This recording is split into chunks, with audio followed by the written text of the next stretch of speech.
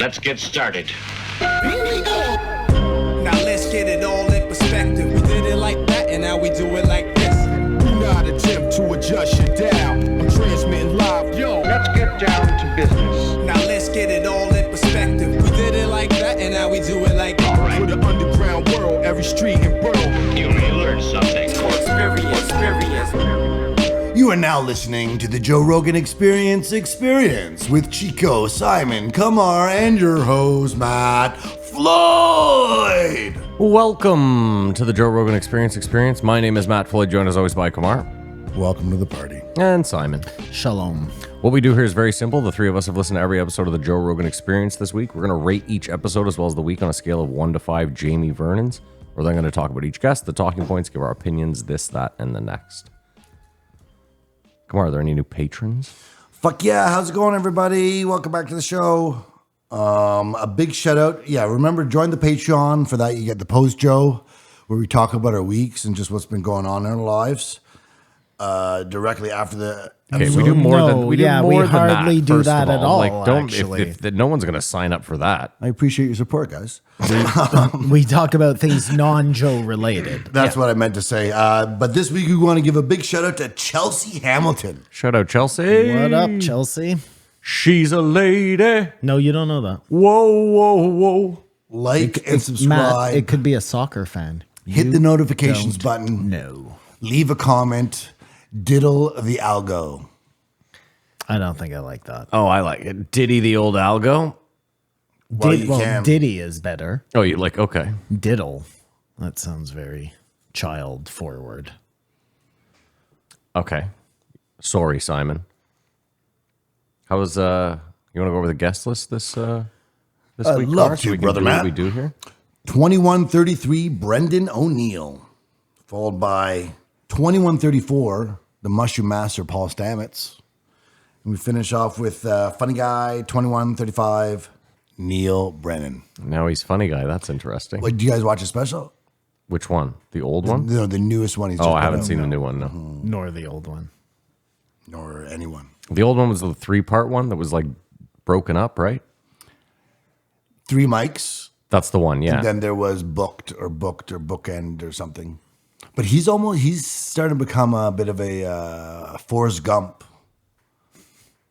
What? in entertainment. Just making his way So everywhere. he knows a lot of people, been a lot of places. That was the tagline for Forrest Gump. Yeah, he knows a that's lot of not people. really- He's been a lot of places. Okay.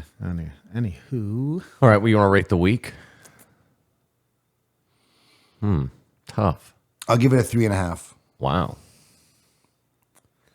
I'll give it a 3. I don't know about a 3.5. 3.5 seems strong. I'll give it a 2. You guys are being ridiculous. Okay. I mean, okay. Whatever you think, Simon. I think you're being ridiculous. Okay. Can we take 2 seconds to talk about the fights? Sure. Max, man, that was insane. Did he get the fight of the night? Obviously. I don't know. Do you know, Kamar? $300,000. Did he get it? I think so. I didn't watch. I mean, how could he not? That was the fight that was of the night, for hands sure. down. Yeah, There's no doubt. Well, I mean, about it. Pereira, you left, but Pereira knocked out I watched Homeboy in the first round. First round? Yeah, first round. No, they went. No, it had to be second round. I They went believe back to you the. could say he starched. I don't think it was. I think it was first round. But anyways, it Okay, doesn't yeah. matter. Yeah, he knocked him out. Yeah. Okay. Well, let's start it off. The fights, they were full of trickery and espionage, and I'm beginning to think all sports are rigged now. Yeah, we got really fucked. Yeah, a couple of questionable ref calls. we got for really sure. fucked, yeah. For sure. 2133, Brendan ONeal. Are you guys familiar with this Oh, work? wait. Before we start. 3-body problem. Yeah. Everybody watched it? I'm at episode 5. Yeah, I told you I'm like 4 episodes in. Oh, you haven't even watched it. Well, I thought this was Fallout. going to be the body of our post show today. Fallout got in the way. I don't know what you want me to say. Okay, anyways. Okay, go on. Fine. The ship is taken apart by her particle separator machine. We're gonna spoiler this for No, people? you're not. What? No. You don't know what I'm talking about? That machine she makes is that scene's crazy, eh? Where it 21, kills everyone there. Have heavy. you got to that yet? Are we I gonna? don't even think Matt's watched. But why are we gonna spoiler alert It's this? better for than a people? movie. That's what I see as watching. It's so amazing. 2133, Brendan O'Neill. You guys familiar with this guy's work? I'd never heard of him before he came out. Chief political writer at Spiked and host of the Brendan O'Neill Show. He's also the author of several books, among them Anti-Woke, A Duty to Offend, and A Heretic's Manifesto. Essays on the unsayable. The real free speech advocate. That's where he's come from with this one. I feel like he contradicted himself many times in this episode, but he obviously didn't realize it. Well, if you look at his Wikipedia, apparently he's a communist. They started off right off the bat with the tensions in the Middle East, talking about nuclear war, which was so apropos because that's all you want to talk about last week. It is all I wanted to talk about, yeah. So if you want to... Well, Joe's very scared. I mean, he sounds genuinely like he knows something we don't know, and... I bet he watched the exact same episode as you. Of Lex. Yeah, it really makes you feel something But when you hear He was also offered a spot in the vault, and now he's very Yeah. concerned. the vault. A bunker Vault 30, has become a 33 popular or place again. 32. Yeah.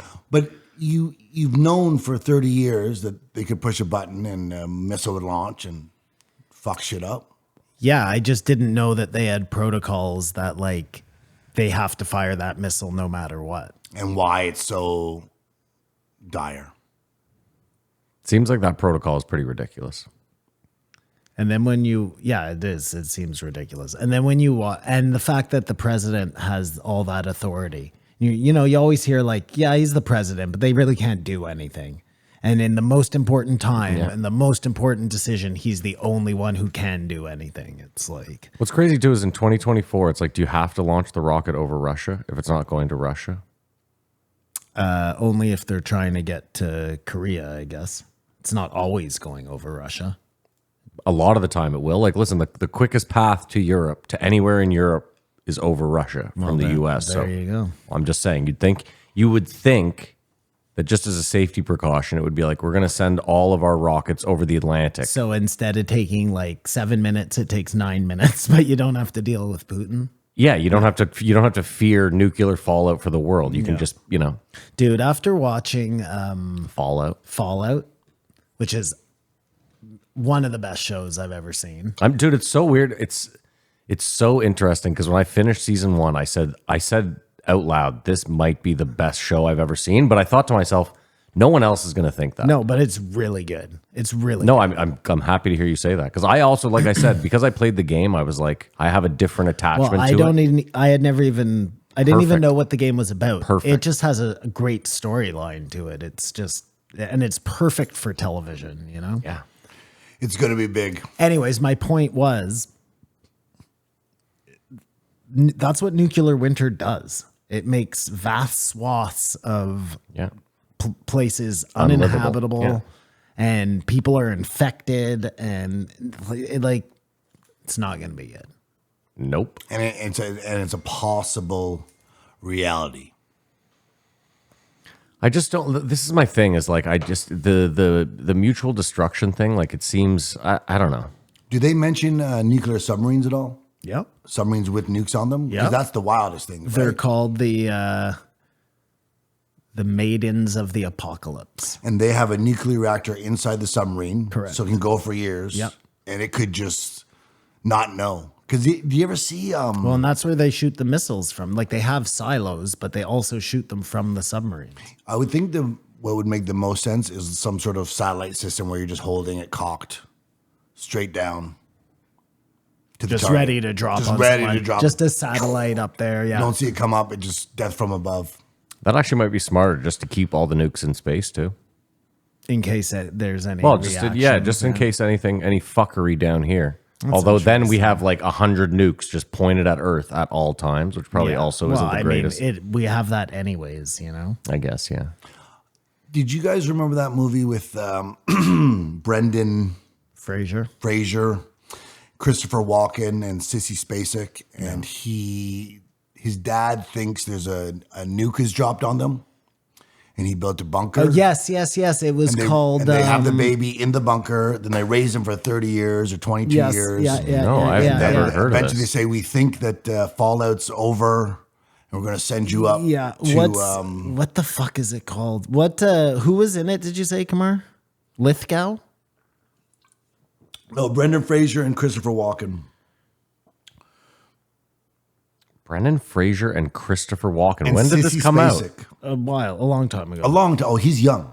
Oh, a young Brendan Fraser. Blast from the past. Blast from the past. Is it like a comedy? Yeah, because then he comes out of the bunker, right? And it's the future or whatever. But it's very confusing. I don't know. Hold on. Let me find out exactly what this movie is about. And his parents still think while he's out there that the planet lays in ruins. Brendan Fraser has lived his entire life in confinement in a fallout shelter in Pasadena, California. When the Weber family's rations of food and supplies grow thin, Adam's eccentric father, Christopher Never mind. Walken, I do remember this sends movie. us on I a do dangerous remember this movie. restocking mission. When Adam emerges from the Weber family's subterranean refuge for the first time, he finds that rumors of a nuclear apocalypse were totally false and meets gorgeous Eve Rusticow, Alicia Silverstone. I remember this movie. Yeah. Let's go. Romantic comedy ensues. So his big thing that came in was advocating for free speech Yeah. and how Unless you're anti-Semitic. I think that's maybe not. That's that's interesting because there's some speech involved, but it's violence. No. Anti-Semitism doesn't involve violence always, does it? You can just be anti-Semitic without being violent, can't you, Simon? Like you think I'm anti-Semitic, but I'm not violent. Yeah, I don't think the two have... Yeah, they're not correlated. No mutual. But we'll pick that back up. Okay, sorry. He was talking about how the world is going upside down. We sort of talked about that before with Kurt Metzger, Everything's a Sham. Because like Greta Thunberg does not make sense. In what way? That just her voice in this moment to bring people to realize like she doesn't know shit. Or did anyone else, but the world leaders are like that. It is a pretty good scam though. Like if you're using Greta Thunberg, whatever her fucking name is, as your Weather Messiah spokes-piece, it's way harder for people to like, I don't know, badmouth her, I guess, because she's a child. It's like having a cuddly mascot or something. Yeah, exactly. It's like a cheat code. That's perfect cover. But still, he said one of the things happening is that the left and the right are fighting, and it's producing all these stuff that the populist middle is going, this just doesn't make sense. Why are we listening to this girl? What are we doing? And that led into puberty blockers. And he was saying having a moral muscle. Like, I'm fighting with someone on Reddit. I don't know if we're still fighting, but like why it's important or why do you care about this issue or something? And it's You're like fighting with someone on Reddit, or he's fighting? we're having an argument. It doesn't matter. That's a sidebar. But they mentioned that there's men who are taking drugs so they can breastfeed children.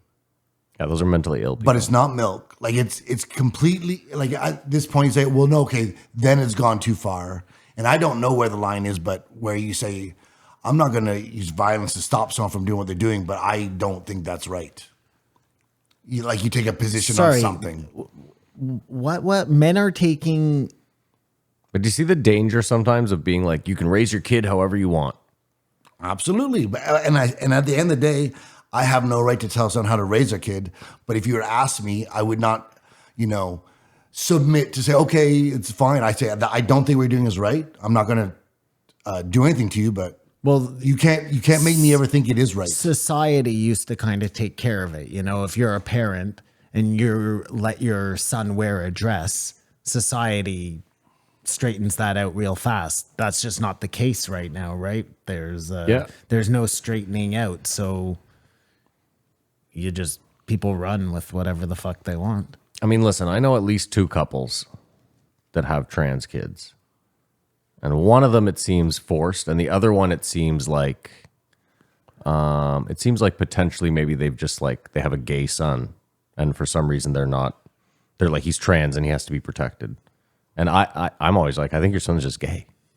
I can't say that to them, obviously. They said in this that's the majority That's normally of what them it is, are, yeah. But are they letting them do any gender affirming stuff below don't know. younger than 18? I doubt it. I don't Like know. I said, that's all my line is. And I said to the person or whatever, I just don't want someone to make a mistake that they regret. And I would like someone that I don't know to just want the same for me. Have you guys seen 1984? I think the best way to argue that point would just be to say, I was a kid. I know how stupid I was. I know how many mistakes I made. And luckily, none of them were so permanent. You know what I mean? Like, No, but it's this weird argument of why do you care? You don't even know these people. Why do you care? He's so funny that he's like, I just want people to care about me. Do you know how often we were like, don't get in your car? And you were like, go fuck yourself. No, I'm not. no, he's not talking about him. I get what you're saying. That's true, but that's not what I'm talking about at all. Have you guys seen 1984? They made a movie? The movie? You haven't seen 1984, the movie? I've read Is the book. it new? No. It's the guy. He was a storyteller. You gotta give me more. No, what was it was a British Jim storyteller. Henson. It was a really good Jim Henson TV show, and he'd always tell a story. Oh, Tales from the Crypt? No, I know what you're talking about. I'm drawing such a blank today. But anyways, there is a movie 1984, and his job is to rewrite like dictionaries. Yeah. And he gets one time this is the story, and now this is the new story. And they'd also get like Oh, yeah. these words are no longer words. Mm-hmm. We're taking words out to make life better. Yeah. And it's sort of like when you watch the movie, I don't remember reading the book, but it's just so like imagine a world where this is happening and we're sort of seeing it. Because what I found most interesting about What's Body, crazy is when he wrote it. Sorry to cut you off. the prediction. In 1983.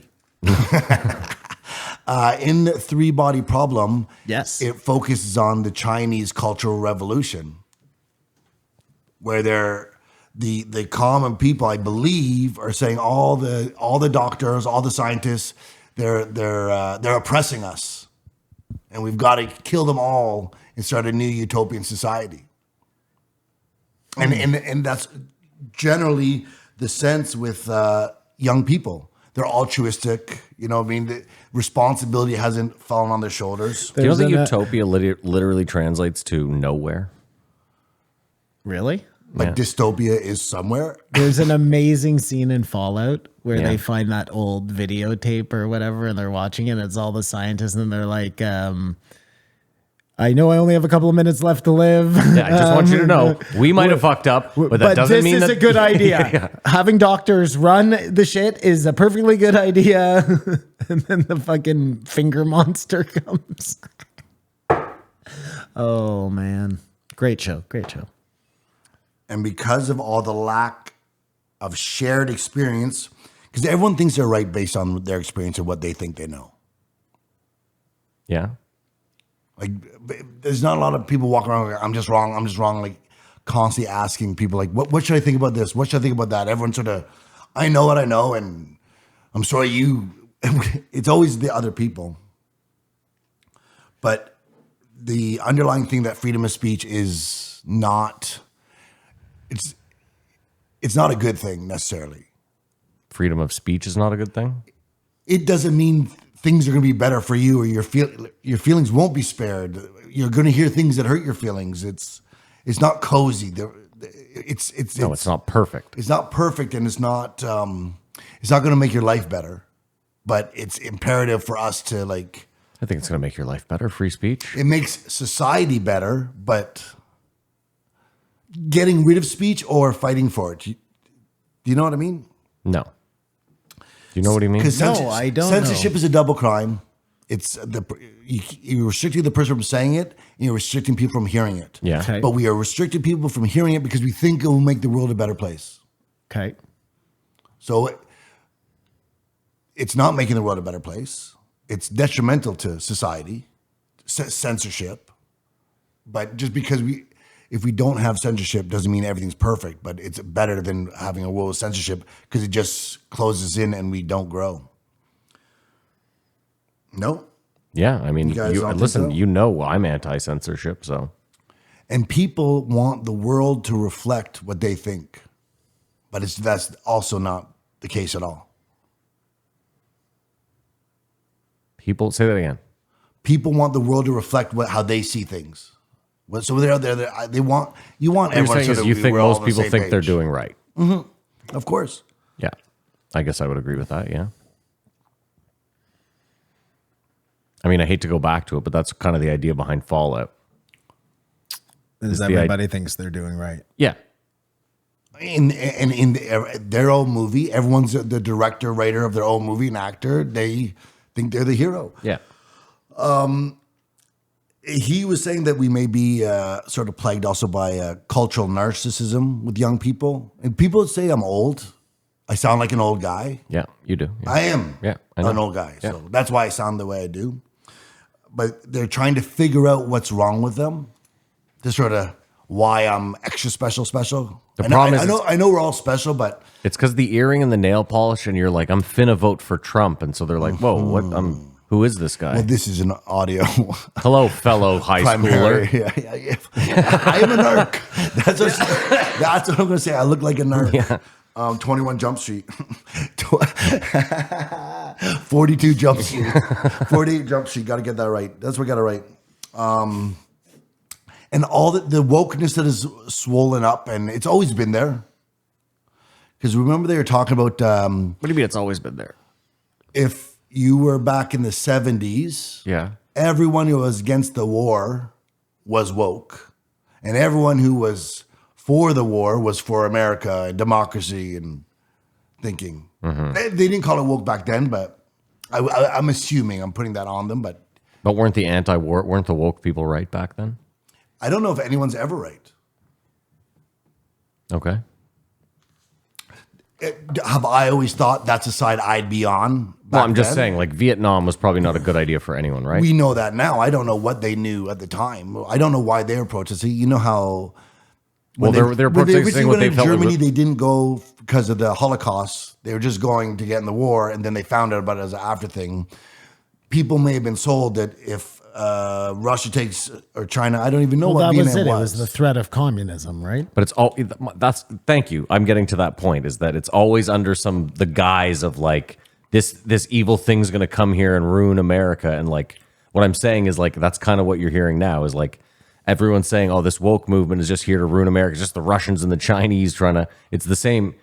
It's kind of the same playbook, isn't it? Yeah. But imagine how much easier it would be to do it back then. I think it'd be harder back then. It's way easier How now. could you fact check what's going on? And you only have 3 news stations. They're on twice a day, and newspapers. Yeah, but now you can find whatever you want to back up your opinion. No, but it was easier for the media to I Pull off a understand fake that, war, sure. whatever. yeah, way easier. It's way I mean, easier again- for the CIA to play the game. I mean, let's not forget that right now they could create. And They could totally create a villain. They could create an Osama bin Laden Yeah, using maybe a fucking 100%. And maybe like it's way this person easier doesn't for even them live in the now. world or exist and create a war using. You know what I mean? So now that's why I'm saying I think it's easier now. Back then they actually had to have a villain.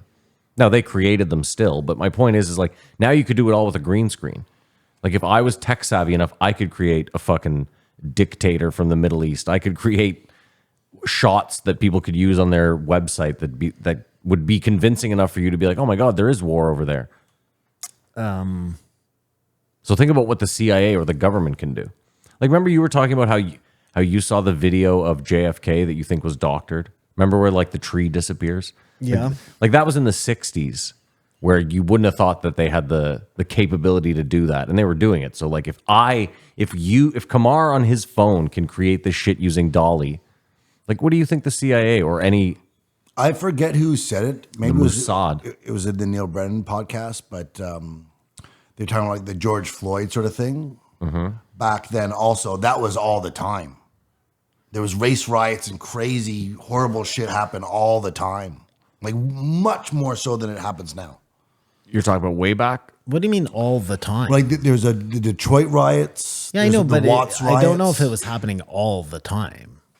For a period of time, it was happening. It was, Well, hold on. The Watts riots. You're talking about Rodney King? Like there was something that No. You're talking about back in the 20s one then. that Menace to Society is based on. I mean, I believe it was happening in the 60s. okay, We're but that didn't, talking like about, Simon's saying, that didn't happen. Like I don't know that happened as often as you're making it out to be. What are we talking about with Martin Luther King? Were you talking about Martin Luther King being shot? Because again, that's What were they working for? what do you mean? What were they working for? What were they working for? Who? The CIA? Civil rights. Civil rights. That's what it's called. At the beginning of the civil rights movement, it was way more violent and chaotic than it is now. Well, yeah, okay, sure. Well, I mean, yeah, it was more violent during the fucking gangs of New York than it is now. Yeah, but I'm that just wasn't not sure. that had nothing to do with racial inequality or systemic DEI. That had not, do you know what I mean? There was a moment in American time, and I don't know what we don't learn about it in here, but the civil rights movement there was a catalyst for it to move, and it's always worked and it will always be done, but it was way worse then than it is now. The tension between people and stuff. And to speak to that, there's always been tension that we always go, oh, it's bad now. Oh, it's bad now. This is Yeah, I agree. There's always been. it's a weird sort of fallback to do. That's what I was trying to. I was trying to tell you, like, people our age always bitch and moan about that. This is like a thing as old as time. You get to this age and you're like, the kids are in trouble. They're not doing it right, and the kids are always fine. Do you remember when there was a G7? Until they're not. Okay. Like, we haven't been around that long to say always, you know what I mean? For all of the 200 years or whatever it is that we've been fucking. Well, 200 years is pretty long, no? I don't know. No, it's not. How many generations of kids, one screws it up? They're not always going to be all right. It really depends on but what's what is going on in the world, you know? Okay. Yeah, like obviously, okay, sure. But I don't. That's a weird thing to say. That goes for adults too. Do you think children should have phones? Who cares? Let them go, or restriction to social media. Well, what is No, children sorry. 14 and lower? and lower. I haven't put No, a lot there's a of reason, thought yeah. into it. Yeah, okay, lower than 14. I don't think they should have social media. I don't think there's a need for it. And phones even. I mean, I don't think we need social media as adults, to be completely honest Yeah. with you. So I don't see why kids would need it. Give everyone a chance for us to have some sort of cohesion of experience. I mean, listen, Simon's a parent. If you have, let's take away the iPhone. If your kid had a flip phone, it makes it a lot easier to get in touch with them from a safety perspective, right? So to say, like, should your 10-year-old have a phone? Like, again, if we're talking about just a phone, that's not a bad thing, right? But take me and my mom when I'm 10 years old, Yeah. roaming around the Yeah. neighborhood, whatever, and take someone else today. Like, they're not any safer because of that. Yes, they are. Yes, Really? they are. And you also just lived in a safer time. I think you always had a quarter for a But again, payphone. how do you figure we lived in a safer time back then? You always had a payphone. You could go in the store and ask to borrow a phone. I don't know. It seemed way safer back then, no? Why? And now I'm confused. the Which is 80s? safer? No, like, dude, back then that was like the white van era, where like someone could literally just pull up, grab you, and you just Didn't we disappear. just I hear mean, someone that was- can happen right now. What are But you it's talking online. about? It's way easier online than to. Dude, we get Amber Alerts blasted to your phone now if like a dad I disappears. think we're with his kid for, contradicting like, ourselves in this discussion part. I don't right know. here. I don't really even know don't what think we're we know. talking I'm just either going one. back to Pinker, where he will tell you that we are way better off now than we were 40 years ago. That it's way safer now than it was 40 years ago. I know you disagree with that, but I think I do disagree with that. I think what Pinker doesn't take into account is, like Kamar said, the internet, which all of a sudden, before But wait the a minute. pedophile used to have to go out there and do his due diligence, and now he just fucking the pound jumps of the on a pavement. website and meets 15 kids every 5 minutes, you know? yeah, but like that guy was that. So remember, there was a guy on a few weeks ago who was like, the difference was a pedophile used to actually go out and like act on it because there was no. Now a pedophile is just for the most part online being gross. I mean, I think you get more online grocers. But we're judgmental. We think both are bad. And then I think yeah, you both are also bad get for sure. more. But would you rather? Like there are more would you- pedophiles now than in 1980. Sure. Yeah. Well, there has to be. There's more people. Okay, but that's yes, fine. Well, I'm just being from a pure statistic standpoint. Yes. I think more pedophiles get created by the internet because probably right. those resources are out there for them. I also think I think there's more mental illness in the world right now than there ever has been. And that's probably contributing to it. Well, would you disagree with that? No, I don't think I disagree. And I think that all comes from pedophilia? from like social media, you know? Well, okay, again, I said kids shouldn't have social media. I'm fine with that. I said adults probably shouldn't be using social media. So Here's the thing. We think that you should be able to communicate, right? Like Of the course you idea should. of the What do you mean we internet, think we so should? you're able to talk to the sharing of information. Okay, that's one of these things we say is good about the internet. yeah. So does that then just eventually lead to social media, no matter how you skin that cat? You know No, what I'm it saying? doesn't. Because you and me, we're whoever, 20 of us, 100 of us are all sharing information. And then you start sharing pictures and then I mean, hold on. people like what other people do. You know what I mean? And then the capitalism is formed. And then it all leads to the same place. You know how? Sorry. No, I was just gonna say, but back it up a few steps. Like before Facebook, before MySpace, okay, before any of the like quote unquote social medias, it was all like anytime you were in a chat room, that was social media, was it not? Like MSN messaging was social media in a way, was it not? Mm-hmm. I get that you weren't like MySpace I was get that you totally- weren't like, I'm here eating ramen and I'm going to leave a bad review because this woman's a bitch. I get that it wasn't that. It was a little more rudimentary, but like, I mean, the internet, like we've said, is just really just the hooking up of two computers. Like, let me ask you a question. Do you think the internet has done more good for the world or more bad? I You fucking think it's a don't- net negative I don't, or positive? Pornography a bad the thing? internet leads to social media.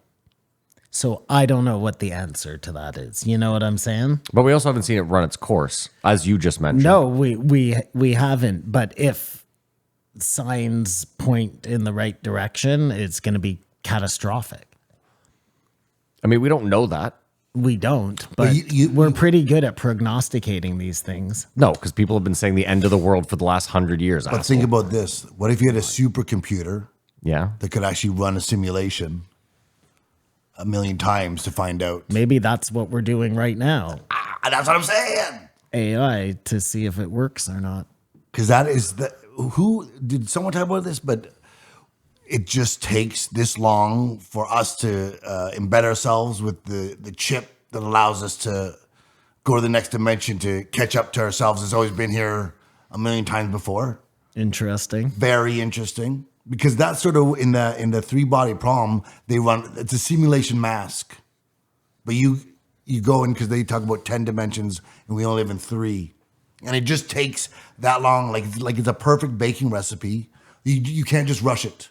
You can't just rush the species to get there. This is how long it takes, but time doesn't matter because we're infinite beings. It's such a cool idea, the 3-body problem, how she's sending out the signal and they answer back, I'm good, but my species is Yeah, bad. well, we'll Don't fuck you up. Don't fucking come here." contact us. Do Don't you- contact us again. And she does it anyway. You remember the Black Mirror episode where it's like a whole love story? And the whole thing is like you have this watch and it's counting down. And like when it's done counting down, like you have Yeah, to find love yeah. before it's done counting down. I can't remember the exact No, premise. it tells you how long your relationship lasts. Thank you. That was like it. So you know, like you start Time dating out. this girl, but Yeah, you yeah, know you- it's only going to be 4 2 days years. or whatever. Yeah. whatever And but the guy ends up, his relationship time runs out, and his whole thing is he's like, I still love this girl. I still want this girl. And at the end of it, oh my God, my wheeze. At the end of it, you find out that it's just a simulation running on a dating app. Right? So like there's this intricate simulation Yeah. running where like all the people in it feel like it's real. And at the end of the day, it was just so that you could match better on a dating app. And like, oof. So I wonder if like when you do salvia, you know how Ari like lived that whole yeah. life underneath the Yeah. sea? Is that like breaking the matrix code for a second? You know, you're like, You're just in another dimension for a month and a half. well, no, I'm just saying if Actually, I mean, that's sort of what Neil talked about. Yeah.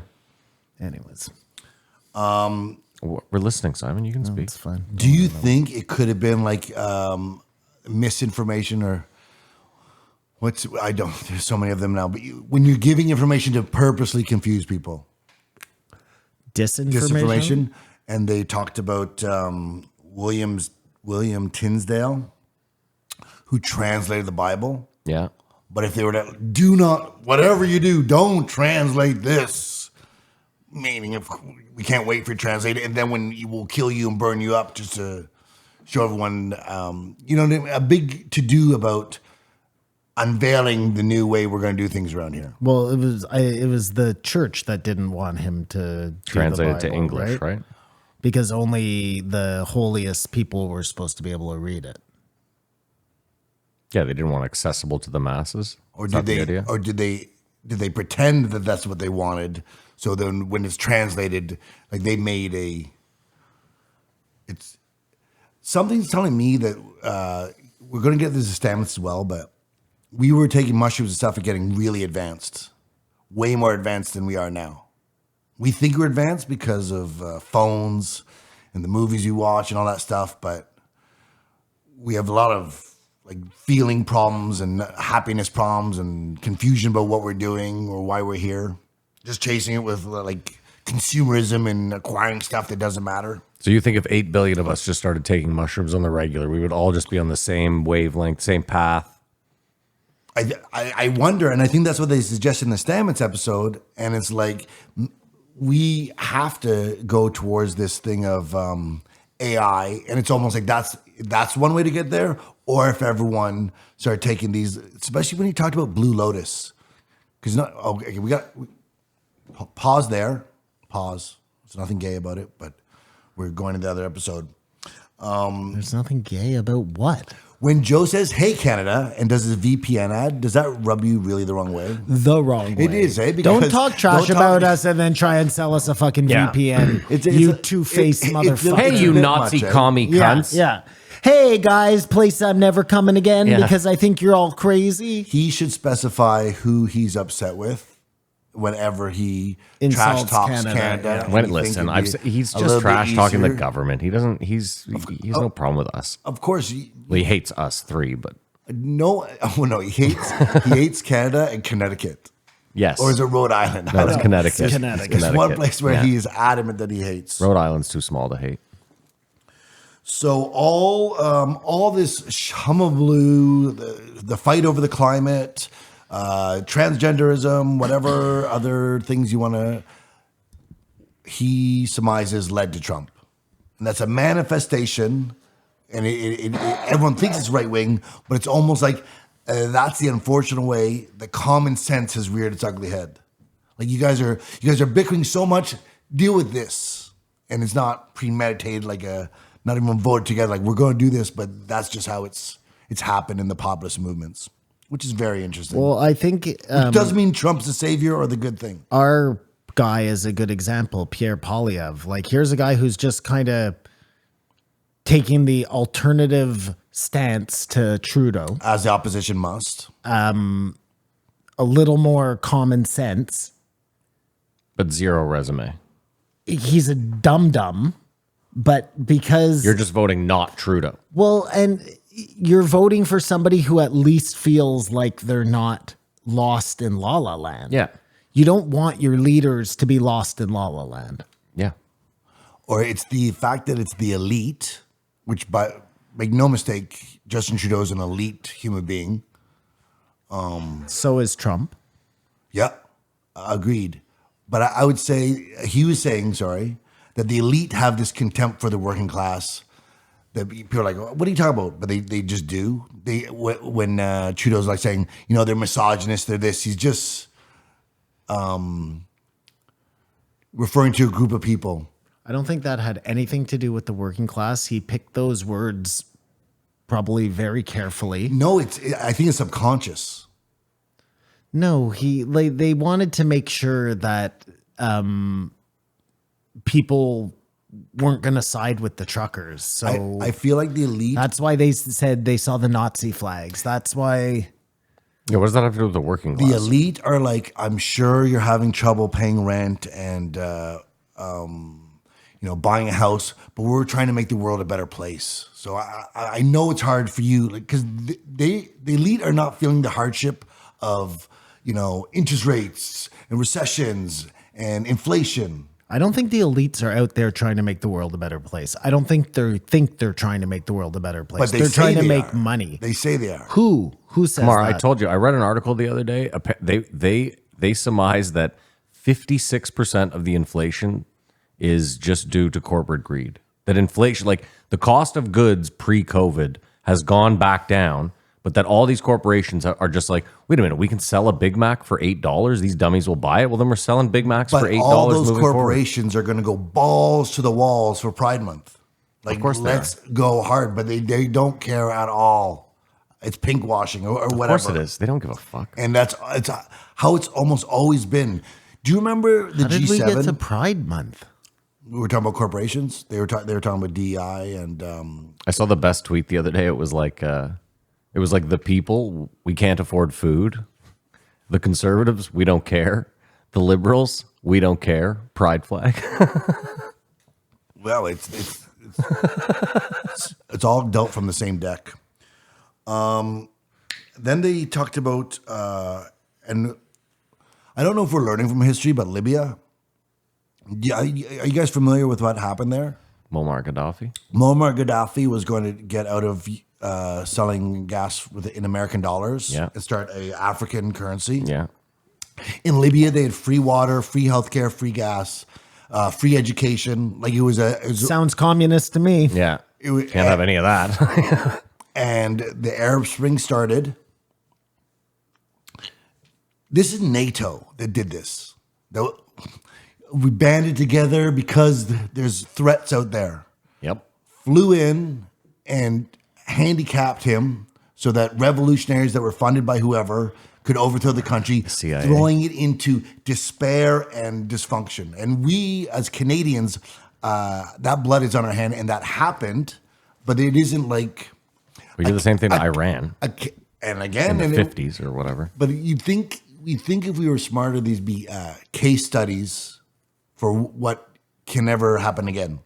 Why? But it doesn't... Instead, they're blueprints for what they need to happen again. But Then Kamar, we go back, what is right? Yeah, but that's the problem is like you'll have a Mike Baker come on and go, no, well, we had to go in there because you see what was happening. And he's going to explain it in a way that everyone's going to go like, oh, yeah, I guess that makes sense. They did it for our safety. And then we just move on. But that's been, as you say, the blueprint story the whole time and time again. You look back going, well, that's what it was. And isn't it funny that that's why Was. like people are okay kind of with Desert Star or with the weapons of mass destruction? Yeah. Because they're like, well, there were no weapons of mass destruction, but he was a terrible guy and we had to get rid of him one way or another, you know? Yeah. Well, and it was perfect because they were like, well, we're angry because someone attacked us. So someone's got to die. Someone's got to go. Right. Right. So it was easy to be like, there's weapons of mass destruction. It's like, oh, yeah, fuck it. You're already there. Move next door. All of it, though, like most wars can't be justified. After World War II, No one wins II, in war. no. But after World War II, it's real hard to justify. And this guy, Well, that leads this guy to this, is now we're talking about the war between Hamas and Israel. you know, this Which guy they was do for an hour, and it was almost like he was, sorry to cut you off, Yeah. another Coleman Hughes. Like as if Joe brought them on to really steelman why it's all right for Israel, or it's not all right, but why the mass casualties, civilian casualties is happening, and it's just like, this is horrible, but... he brought up the Civil War when he was talking about casualties of like civilian casualties, and I spent like an hour trying to find those like a good credible source, and For a civil war? yeah, because I was like it doesn't make sense to me that in the Civil War civilians died. Well, everyone's civilian. Everyone's No, that's different. If you went to fight, you're on the line. You're no longer a civilian at that point. in the I civil understand what you're wars. There were saying. actually armies. I mean, and then people some behind civilians would have died for sure because they Yeah, listen. So burnt towns. They they largely didn't do that. That was the thing. From what I found was the numbers are very low. Of course, civilians did die. yeah. Sorry, go ahead. Well, no. What I'm saying is they said, of course, civilians did die. There was times where they brought up incidences where they'd kill people because they thought they were spies. Yeah. So, like, again, that's a dicey one. But But they were meeting on the battlefield. You I know understand. what I No, mean? but it's also Like- you're fighting your fellow people too. So, like, at the end of it, like they were quoting a bunch of letters they had gotten back from the front lines where it was like none of them felt good about the fact that they were killing Americans. Anyway, whatever. The point is I like, mean, is that I don't know what's true and what's not. I was always led to believe that, like, if you were on one side, you hated that other side. You hated the people, you hated the army, you hated everyone. yeah, but you know that history. But this bled not only to the conflict, but he was really alarmed by the massive protests of people who are supporting Palestine, but then that means you have to be supporting Hamas. Yeah, I don't know why that's the case. Because if Hamas doesn't invade that day, Yeah.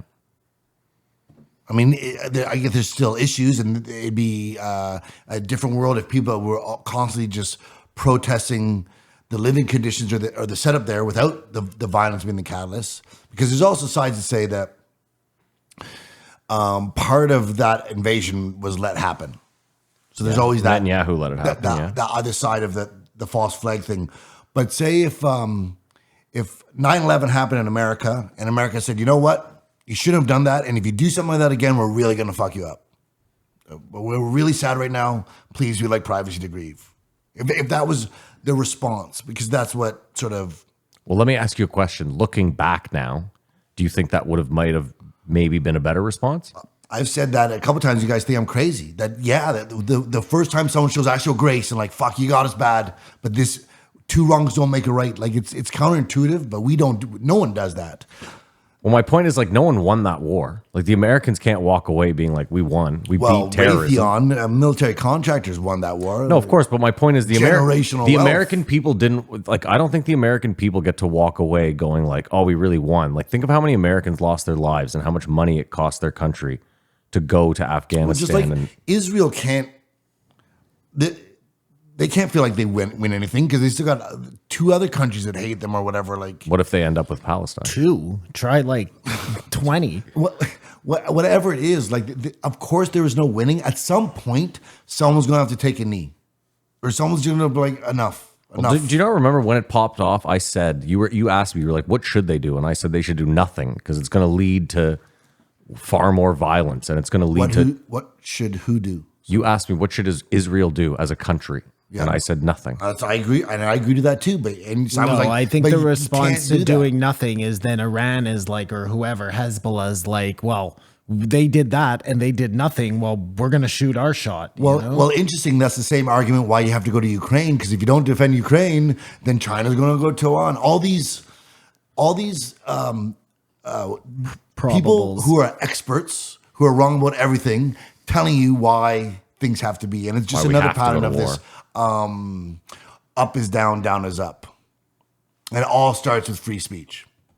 And that's what this whole episode was about. But this guy is, Joe is definitely defending the civilians in Palestine. And he was defending Israel's right, because we went over it last week. There's no other way to do this, short of just dropping a nuke and killing everybody. This is the precision way. And I've heard that same argument with Russia. If Russia wanted to just obliterate Ukraine, they could have, but they didn't. Yeah. They were trying to. They could. They were trying to carve out a thing and take it as easily as possible, and had no idea that NATO and everyone was going to say, we'll support Ukraine like that. And we're doomed to this unless AI sorts it all out, right? That's not going to happen. But that seems to be the conclusion that comes to... Or not. Like, I was thinking about it. Well, I don't want to give it away, but it doesn't matter. Don't worry about it. I just don't think Okay, like Kreischer. like the problem is this. Let's say It was from Fallout. let's say we had thank you then. Let's say we had a strong AI that had solved a bunch of problems, right? Like it had been like, oh, we've solved world hunger, whatever. If that AI was like, yeah, the best thing to do is nothing here, Israel, is to just back off. There's no way Israel's going to listen to that AI. Same way America wouldn't. Like if that AI existed post 9/11 and it was like your best course of action is to do nothing here, the Americans would be like, fuck this AI, pussy computer. Like you can lead a horse to water, Kamar. You can't make it drink. Or what if AI's answer is like, well, if you can't get along, nobody gets it. And they just like extract Gaza from the earth. You know what I mean? Who knows what fucking AI is going to do?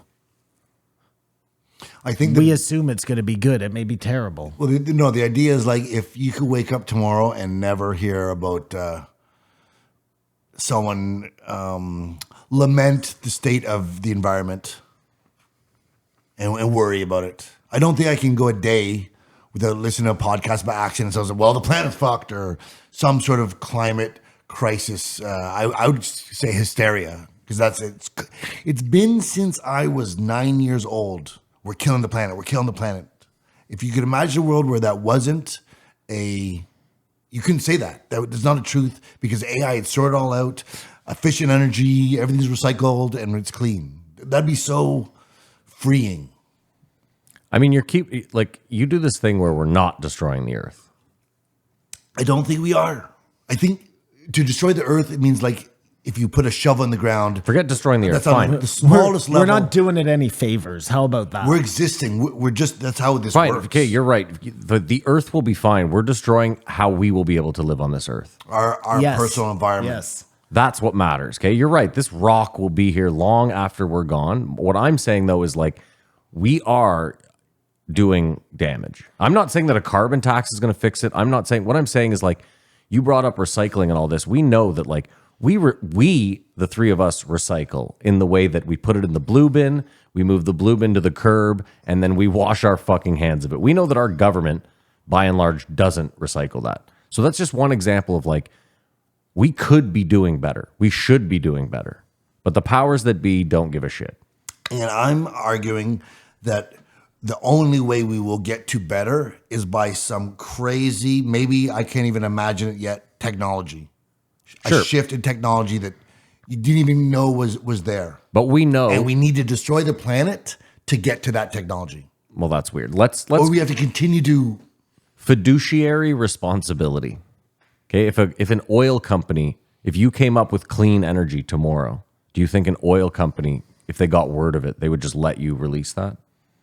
I wonder. No, you can't. They're not allowed. That's They what have a fiduciary That's what I just said, responsibility yeah. to their stockholders to make sure that shit never happens. But the AI can figure out how to make all the stockholders good at the same time. You can't, but it So doesn't that's work the idea. that way. But the super intelligence, it doesn't have to do. I'll fix one thing, then I'll fix another thing, then I'll fix. It can fix everything at the same time. I mean, that's what I imagine it is, and that's why it's such a. We can't grasp it because it's not like a. They've shown you the proof of concept. But I really think it's the only other way, or we have to continue having more wildfires, more all these things that make people say the planet's dying will just continue to happen. Again, I'm not sitting here saying we need to stop living the way we are. I'm not saying that. What I'm saying is you can't just bury your head in the sand and be like, I think what we're doing is fine. That's Yes. all I'm saying. But what's weird is it's the elite saying you guys have to. I understand. It's people that fly private jets all over the world. I understand. Telling everyone else, Yeah, I get that it. they have to tighten Buckle up down. their belt, and you guys got to take this for the team because we're in this together. I But you understand. guys got to do it, and it's bizarro world. Yeah. you said it earlier, like ancient civilizations may have been way smarter than we were. They weren't killing the planet in the same way. You know what I'm saying? Mm-hmm. There's something about our It's the whole process. capitalistic machine, and machine is a good because it just spews out pollution in all, mind pollution, real pollution. And in that advanced time, I bet you there was no religion. No, I think you're wrong. So I think it was that, and then religion came in and now we haven't been doing that stuff since. But we'll get into that in the Paul Stanley one. This was a interesting, my side of the park discussion. But the hour-long bit about Israel and Palestine got a bit long for me. I give it a 3. Yeah, I'll guess I'll match that 3, sure. No, yeah, sure. I'm going to stick with a 2. Yeah, I know you're going 2s across the board. We get it. All right, we're going to take a break. We're going to maybe pay a bill, and we'll be right back. Kamar, name and a number, please. 2134 Paul Stamets. Do you know the Mushroom Man, the Mushroom Man, the He Mushroom Man? is the Mushroom Man. Yeah. There is no more of a Mushroom Man. Gave Joe that mushroom hat like 3 appearances ago, remember? He's given every mushroom to Joe. It's so crazy that like underneath our feet right now, Yeah. the mushrooms are doing whatever the fuck they do. These amazing things. We don't know what's underneath our feet. We don't know what's underneath our oceans. We don't know anything. We don't know fucking anything. We pretend like we know things, but we don't know shit. There's a chance this all started from mushrooms on an asteroid. There you go. A spore from an asteroid got to Earth. Yeah, spores can survive space. So if you like, there's That's hypothesis that you could terraform through just doing that. It's like the panspermia idea. Precisely. So you just send them, you just shoot them out into space, and eventually they will hit some habitable planet. That's so cool in the 3-body problem, how they know the aliens are coming. They won't get there for 400 years, but they need to send their scout troops to meet them at 200 years or whatever. So they do the, you still haven't watched it. You're just going to ruin it. You got ahead of me too. Oh, Jesus Christ. Okay. Kamar's so pissed. But you think Fallout is better than that? I mean, they're both really good. They're both amazing. I can't believe that 2 such amazing shows came out so close to each other. And what's even scarier is a year from now there'll be an even more amazing show. Can I actually tell you why doubt it. Fallout is slightly better? And You haven't watched 3-body problem. Yeah. I'm 3 episodes in. Yeah, but You're 3 episodes in. You've hardly watched any of it. You haven't don't had a even re- know what you're talking you about. haven't. You had a won't even let me reveal yet. speak my Okay, fucking speak. opinion Speak before it. shutting me down. Fine, go ahead. Fucking guy. It's just a visual thing. 3-body problem looks like a lot of the shows right now, where it looks like, what was that other one, Underground, where they're in the vault? Remember, it was the book you read? Yeah. The Apple show? Yeah. Vault? Lamb. No. It's called The Vault? No. Silo. Silo, yeah. You know how it just had a look that, like, it didn't look natural? Like, it looked like it was all on, like, Yeah, that's the Apple TV look. almost like a cheap I set. didn't find that at all for 3-body problem. I thought it was Interesting. done really well. Okay. Fallout is like old school movie quality. That's you what I'm know? saying. Yeah, I just it's- think that's the difference. Is it has a, I don't know how to put my finger on it. I would say with Money. 3-body problem, the idea is crazy. Some of the acting is bad. Interesting. The little acting is like it can be corny, but you buy into it. The one guy who is good is that detective from, Guy who's smoking in every scene. He's great. but he was Played in Genghis Khan. And he was with Yes, in the Avengers. Doctor Strange. Doctor Strange. Thank you very much. He's amazing, and the whole concept it's crazy because that's what we never discuss in all our things. Like if you saw the meteor and you knew it was 10 years away, you know that the panic and where we get the thing. But if you knew someone was coming, right now we know our forefathers or who's after us. Not our ancestors are who do we even have a reference for that? Yeah. I just don't know it. Who are the people to be? Yeah. The future us. Future us is going to interact with these aliens. We know they're 198 years away. They were 200 years 2 years ago. There's nothing else you can try to live forever to see it, but we know this is happening. Wouldn't that be hilarious, Simon, if we knew they were coming and that's why the powers that be are just like, fuck the earth? Yeah. You know what I mean? We're just like, yeah, we don't care if we That destroy would it. totally make sense. They're just coming up behind the sun, and Yeah, we're nobody like, we have can like see it. 6 generations, so we don't even want to. You guys have to finish watching it because there's some really like you're only getting to like the heady problems of the whole thing. Yeah, you know? listen, if That's a Fallout good hadn't come promotion. out. I just want to say sorry. I really thought this was going to be the post show. Okay. So I hope we can talk more about it. Well, we can't because you haven't watched the show yet. So I would just be spoiling everything for you. Well, but we were going to spoil it for the audience. That was the goal. Okay. Yes. I don't know. There's an excellent promotion for both those. Move on. I am on Zyn. No. So he was well, I'm using Blue Chew right now. the most important thing for him to be on this podcast was to promote the microdose app. I took mushrooms before this podcast because I signed up for this app. I didn't have time to do the little games or tests, but that's the biggest promotion. And it doesn't mean you have to do mushrooms. They just want people. It's in British Columbia, so it's Canadian, to join it and do it. And it's all private. I'm just repeating what he said to have this app. And they just want to see what the effects of microdosing versus not microdosing have on people's aptitude. And this is a way that the whole of humanity can participate in an experiment and their data is used for something really good instead of being sold to third parties and stuff. And it's called microdose.me. So yeah. It was weird how we started off talking about vaccines with Joe. Mm-hmm. Like, you know that vaccine you don't want to take? I got a thing that is a perfect accoutrement to it.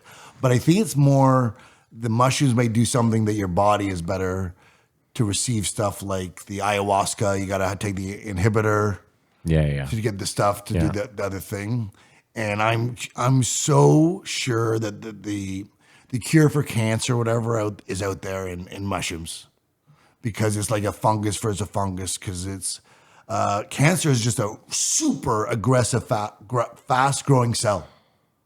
Yeah. That grows faster than a human being probably, but that's why they have to remove them and stuff. And there's got to be some sort of mushroom concoction, blue lotus flower, whatever, some for your brain, some for your body, that sort of doesn't let it stick or something like that. Well, that was the whole idea with like more homeopathic type medicine that over the years has just been made into cuckoo crazy land. Well, some of it is. I mean, you say most people frown upon it and they turn instantly towards some sort of pharmaceutical answer. But that may be Have you ever heard of on Reiki? purpose. Yeah. And you're saying people poo-poo that, but you think it's energy and like aura manipulation? Maybe. I have no idea. I poo-poo that. Yeah. Some people do. I have no idea. Listen, Listen, Mary does not I poo-poo used that. to poo-poo chiropractic. I think if you say holistic medicines, we're only talking about mushrooms. For you, Fungus. that's the only holistic medicine. Well, I don't know what other stuff there is. There's all sorts of stuff. Sure, It doesn't make any there's sense. cloves and herbs and stuff, but at the end of the day, the mushrooms, one thing is for your health, but the other thing is for opening your brain. And this guy trips a fucking lot. And we're saying people trip so hard that they advanced. Right? Yeah. No, that's not what they're saying. They're saying that maybe by taking low doses of mushrooms, they were getting better eye acuity, better coordination. It wasn't, and maybe they were tripping balls and seeing God. But the two don't have to be the same. You know what I'm saying? If you're eating a little bit of mushrooms every day, maybe they were taking we assume they were finding the mushrooms and knowing right away that they were these amazing things and they were taking them to get better. Maybe it was food that a little bit was added to their cereal every morning and it was a much lower dose, make you better cure-all, you know? But I think there was evidence of benefits from a small dose or a large dose. Well, the large dose, you're getting like you're opening your mind, right? Exactly. You're maybe you're gonna have like a crazy idea. The low dose, it's like you're more loving, you're more all those things he said. Those are all low dose mushroom things. They're not. Oh, I don't trip your know. ball- Actually, no. I think I disagree. If you trip your balls off, the come down, you're very like. You want to know what the problem is? I hear what you're saying. The problem is with a lot of the bigger psychedelics. Yeah. When you have these bigger trips, you don't recall enough of it when you're back. Where I think that maybe with the low dose mushrooms, it's much easier for you to stay present with what you're experiencing. But you could make the argument that it's not about remembering; it's just the experience. Yeah, maybe you need to get that into Like dreaming, right? Like you could argue that like you don't remember most of your dreams, but it's just that you have to have them to. I don't know. Maybe. Remember, he's talking about taking the antimuscaria, and he's talking about having convulsions, it being a good thing, speaking gibberish. Like I've done mushrooms a couple times where I am in a thought loop, and you keep getting scared that you're going to be in the thought loop, and that's a thought loop, and you just try to smoke a joint, and you wake up, it's gone, and that's when you're really. He called it. I was having Einsteinium. I'm butchering this, people. A really smart person's thoughts. Like you start to think, you're seeing stuff, or you're understand. Like and Neil talked about it in his too. I understood the universe a bit too well, and there's something in it. And It could just be one of those like It's Always Sunny things though, where in your head you're like, I figured it all out, but like looking at you, you're just a sweaty mess who's like not really, you know. But again, it could just all be beneficial to your mental health anyway. And it's sort of like when I've done it, at least with DMT, and ever since I did DMT, the mushrooms, it's a different. It still works, but it's different. Was when they put on that helmet, and the eye goes into. So if you don't do enough, the eye will happen, and then it'll stop, and you'll feel there's more to come. If you do enough, just everything that you know about existence disappears, and you can't even imagine that what's going on. You feel like you see everything, and it just all makes sense. And you shouldn't understand what you're seeing, or do you know what I mean? And that's got to be it's got to be some other dimension. Or it's just the flood of whatever that neurotoxin is into your brain, and it's like. But we have a shared collection of consciousness that all agrees that I saw the same thing. When we do cocaine, we both have pretty much the same experience. We went through this last week. Like I could see it being a portal to another dimension. I could also see it being like a specific trigger for our brains. Our brains are all different, but they're all similar in like blueprint, makeup, right? Yeah. So it may just be like it ticks that little thing that opens up that fantasy portal in your brain, and it has zero to do with. And you think someone could go crazy? Like this is a negative thing? No, I'm saying that's why we would have these shared experiences, because we share brains. And so like everyone's composition. Different. Everyone's different. I would say it's a huge thing to that dosage. And I wonder if it's like an age too, like a development, like the pineal gland has to be harder. Like would we dose kids, microdose children? Is there age of consent? Like I don't see it as drugs at all. That it can even be abused. I don't think mushrooms can be abused. Well, what did he say? Like the dose to kill a person is like 400 grams or something. Like an obscene amount of mushrooms. But you can't like overdose on mushrooms. You just you can take way too many mushrooms. Yeah, but his point is like you'd have to sit there with a fucking Ziploc bag, and you like, wouldn't, because you would freak the fuck out. You'd probably throw up before you'd ever get to the point of like killing yourself, right? I mean, mushrooms are disgusting. No, to kill yourself, but you could fuck yourself up. Oh yeah, I don't think you could, because you'd be exhausted of being fucked up, and you just couldn't eat anymore. No, I think what Simon's saying is like if you sat down right here and you ate like 35 grams of penis envy.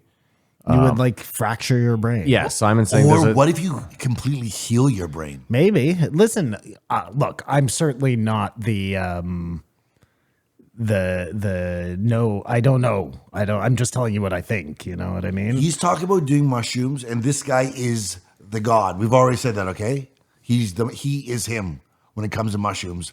That his experience, and this is a great thing that's happening, is convulsing and drooling and thinking his friend's mouth is foaming. Your friend's mouth was foaming. It's just freaking the fuck out to some person. That'd be like, I will never want to do that. Just like when you hear about people doing ayahuasca and puking and shitting in the jungle, you're like, I don't want to do that. With the enlightenment and curing my inner child, I'm in, but the physical part, I can't do that. So I'll stick with my problems. Isn't it funny how we're like, yeah, I can't just shower that off. I'd rather deal with all. I'd rather have all the baggage. I'll carry it. Thanks, though. Yeah, and it's like- and is this discomfort about what's easy isn't. Listen, the baggage is a Good. lifetime. You know, it's amortized out over a lifetime. The puking and the shitting is all at once. Yeah, but it's not like it's in front of a bunch of. It's not like they have 8 beautiful women standing there. No, it has nothing. It's not an embarrassing thing. It's just shit puking yourself. is the worst. Yeah, you know what's funny is like I agree, but I've gotten much better at it in my old age. Where it's like I think it's you just got to let it out. Don't fight it ever. At one point, he was talking and laughing about a guy who was running up to a bridge, throwing himself off, and then getting back up again. Yeah, that was insane. And that was so weird, eh? He talked about that, whatever mushroom that was, that can put you into this perpetual loop of harm. And then in the same breath, he's like, mushrooms can't hurt you. That one sounds like it's that one pretty sounds like it fucking might be- yeah. detrimental. And he also said in that same breath, he's like, if I ever had to go into court about somebody murdering somebody on Salvia muscaria or whatever the fuck, I would say it was because of the mushrooms. That also doesn't sound great. And I wouldn't be know? saying that on Joe Rogan. Yeah, right. Well, like I said, he's the OG. He suggested that there may be a super dose that you could do and remember lost knowledge. Like as if there's a consciousness library or in this dimension that you could stop infinity from spinning for a second and see what recipe from the Egyptian times or something. You know, remote viewing. Yeah. That Sure. all the greatest remote viewers will tell you everybody can do it. It's in all of us. It's a skill that you master, but we all have this ability to Harness. Mm-hmm. it. Exactly. Which is really interesting. But there may be some physical malady or something to do it. Is that we all have this great potential that doesn't mean it's easy to do. No. Right. It takes work. Well, But training, there's but no most things take there's no training. malady to it. Well, no. None of these guys are coming out. There's a like- sacrifice. Malady, horrible choice of word. There's a cost to do that. But what they're saying is like that's in all of us to be able to astral project. What were you just talking about? Remote viewing. Well, I was talking about doing enough mushrooms that you tap into a lost knowledge from another time. Exactly. So these remote viewers are able to remote view to Mars in the year 3000. They can go back to Egypt. That's in everybody. So maybe the same way that people have to study for years to become a yogi to get to nirvana, the mushrooms are just that It's not one dose. shortcut Or- to that place, you know? No, I thought you were saying it's a slow build of the microdose. Well, to get to that place. maybe that too, or it's the massive dose that breaks you through the wall and gets you to fucking ancient Egypt, like you said. I think the biggest We're here. problem. I think the biggest problem is I think they said that less than 20% of the population has ever done mushrooms. Yeah, I bet you it's even less than that, dude. Listen, Well, no, it's something else is less than it's a bigger number of the people who have tried it, but then it's like 1% of the population that does mushrooms. Continuously. And I think it might include turkey tail and stuff. And all this is in a microdose idea. And macrodose, but Listen, I told you my little brother has like terrible anxiety, and it's ruining his life. And I've brought him mushrooms, gummies. I brought him every. you didn't have a cup of tea with mushrooms in it. No, he won't because he's like it's drugs. But how- And drugs no, are but bad. He needs to go to one of those clinics. I that sent do my it, mom. I yeah. sent my mom a ketamine clinic. I was like, send him to this if Well, you can there are convince him. mushroom clinics. You know who's Is it immoral for you to dose him? Yes, it is immoral. Yeah. He'd never forgive you. It wouldn't be like Bert Kreischer and Joey Diaz I think that or Ari Shafir, I'm just not willing to do that. but it's content. Yeah. Well, I do want to get him a whore, ask me about this after. like in True Romance. I have a name for you of somebody that you know. It might be Okay. an interesting correlation. Okay, cool. Because I sent my mom was in Mexico last week, and she FaceTimed me, and she was like, "Do you know where we are?" I was like, "Yeah, you're in Mexico." She was like, "No, we're in the mushroom capital of the world." She was like, "People come here. It's like a destination where people come to do mushrooms. They grow wild in the mountains." And I was like, "Tell me you're going to do mushrooms." And she was like, "They're out of season right now." I was like, "Just go get some anyway. Get out of here. Fuck." I know that She my wasn't stepdad. doing I that. know they're never going to fucking. But she did say, she was like, "Well, I'd like to try them so that I can get Jake to try them." And I was like, "Yeah, that's not Imagine gonna your stepdad did an ayahuasca ceremony. Never gonna happen." Imagine, and then he just started wearing like dashikis and became like a super hippie. Like, Listen, my father was totally against all those drugs and is now a total advocate of all those. But has your dad ever done mushrooms? No. No, but he's totally open-minded to it working for And you have no desire to do them with him? depression. That'd be weird, eh? That would be weird. Yeah, it would be very weird. Yeah. I mean, think I've done mushrooms, but my stepfather wasn't on them. I don't think we've ever done them together, or we've done them and I've been drunk, which is you shouldn't drink and do this mushrooms either. This is not Yeah, who even does that? a guy at his cottage with his fucking stepdad. Fuck. No, I would. Fag. I would never drink when I was on mushrooms. First of all, I didn't like the sensation of liquid going down my throat and into my stomach. You know how you can interesting. like feel it. You're Yeah. like, I only have so much room in my stomach, and I just filled this much up with liquid. Like, it just. I was very aware of that. No, Interesting. No. Now it's totally like only the experience. But there's a transition of doing it recreationally. Well, abusing it, I think, is Yeah. what you're saying. Yeah. That just sounds worse. But he's suggesting people look at mushrooms just like vitamins. And maybe you don't have to do vitamins if you do mushrooms for things like dexterity, like just your day-to-day function. You will have a better life experience. Well, it's so funny them. because CBD, you know, how Microdose. CBD is like the big thing in cannabis right now. yeah, Everybody thinks they take CBD and it's like this immediate. Oh, I'm going to take this and it's going to work right it's now. mostly I'm gonna- psychosomatic. Yeah. The idea of CBD is we all have this endocannabinoid system. yeah. But you got to build it up, and you got to take a bunch the over a long CBD time. is literally a vitamin for that system, which then builds up those levels. The same way you take B12 for whatever, you don't take it and it works instantaneously. I think B12 What about the does. Okay, not B12. I then. think it was just a What about poor the example. vitamin C. What about the topicals though? That's different. It's being absorbed through your skin. It's Gotcha, different. okay, Yeah, that's a whole different process. Fair enough. When it goes through your stomach like that, it's. But I'm telling you, it's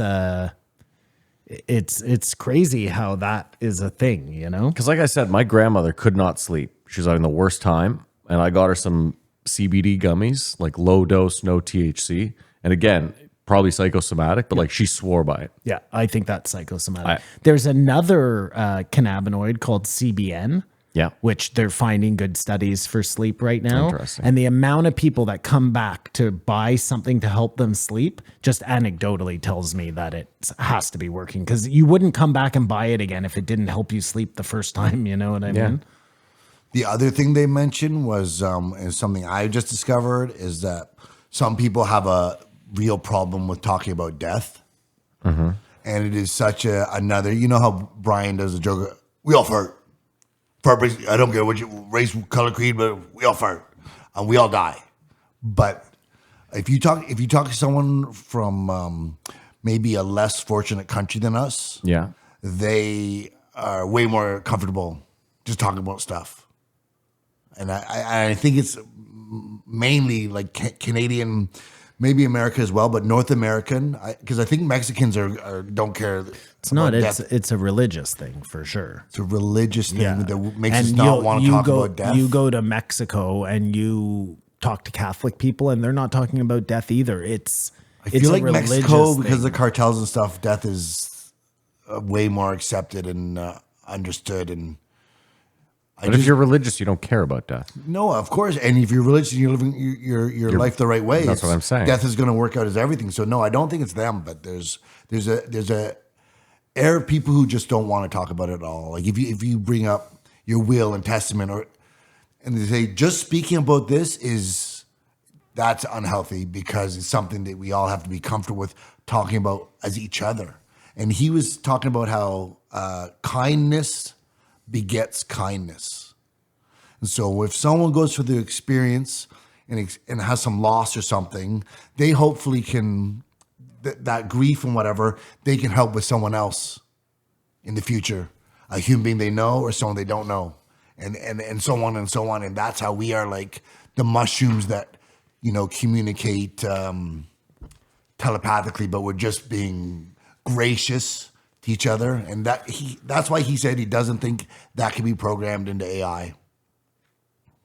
That one thing of Compassion. well, just We don't know what any of it is, though.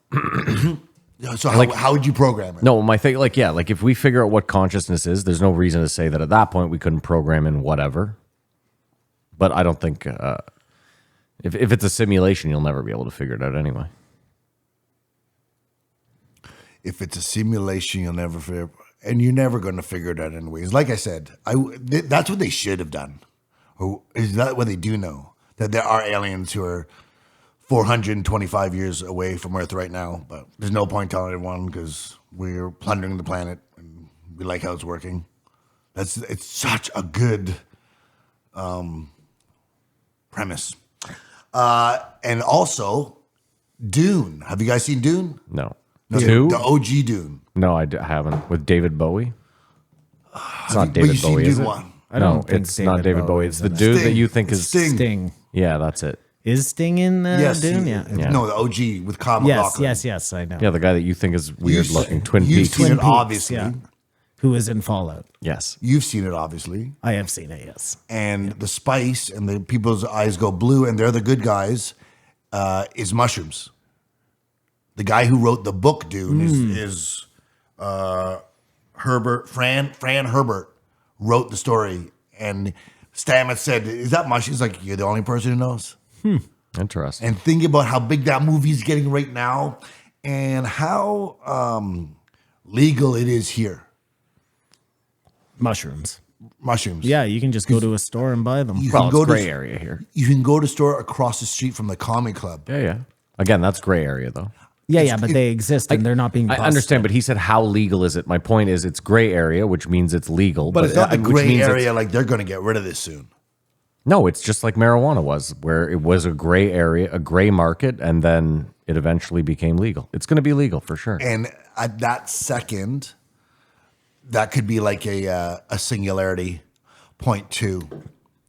If it was all over the world, just in Canada isn't going to make a goddamn difference. No, but that could be the 36 starting point, and it wouldn't start as fast as AI spreading. But I mean, all of a sudden, all of us would be going to a hospital with a microdose, all the same, to test it and just. Imagine those, Simon. Like- We legalize it, and 5 years later, it's a utopia here. It's literally like top fucking production. Everyone's kumbaya. legal mushrooms and weed, like, sounds pretty fucking free and nice to me. Yeah, I agree. Yeah. We don't seem so Communist cunts.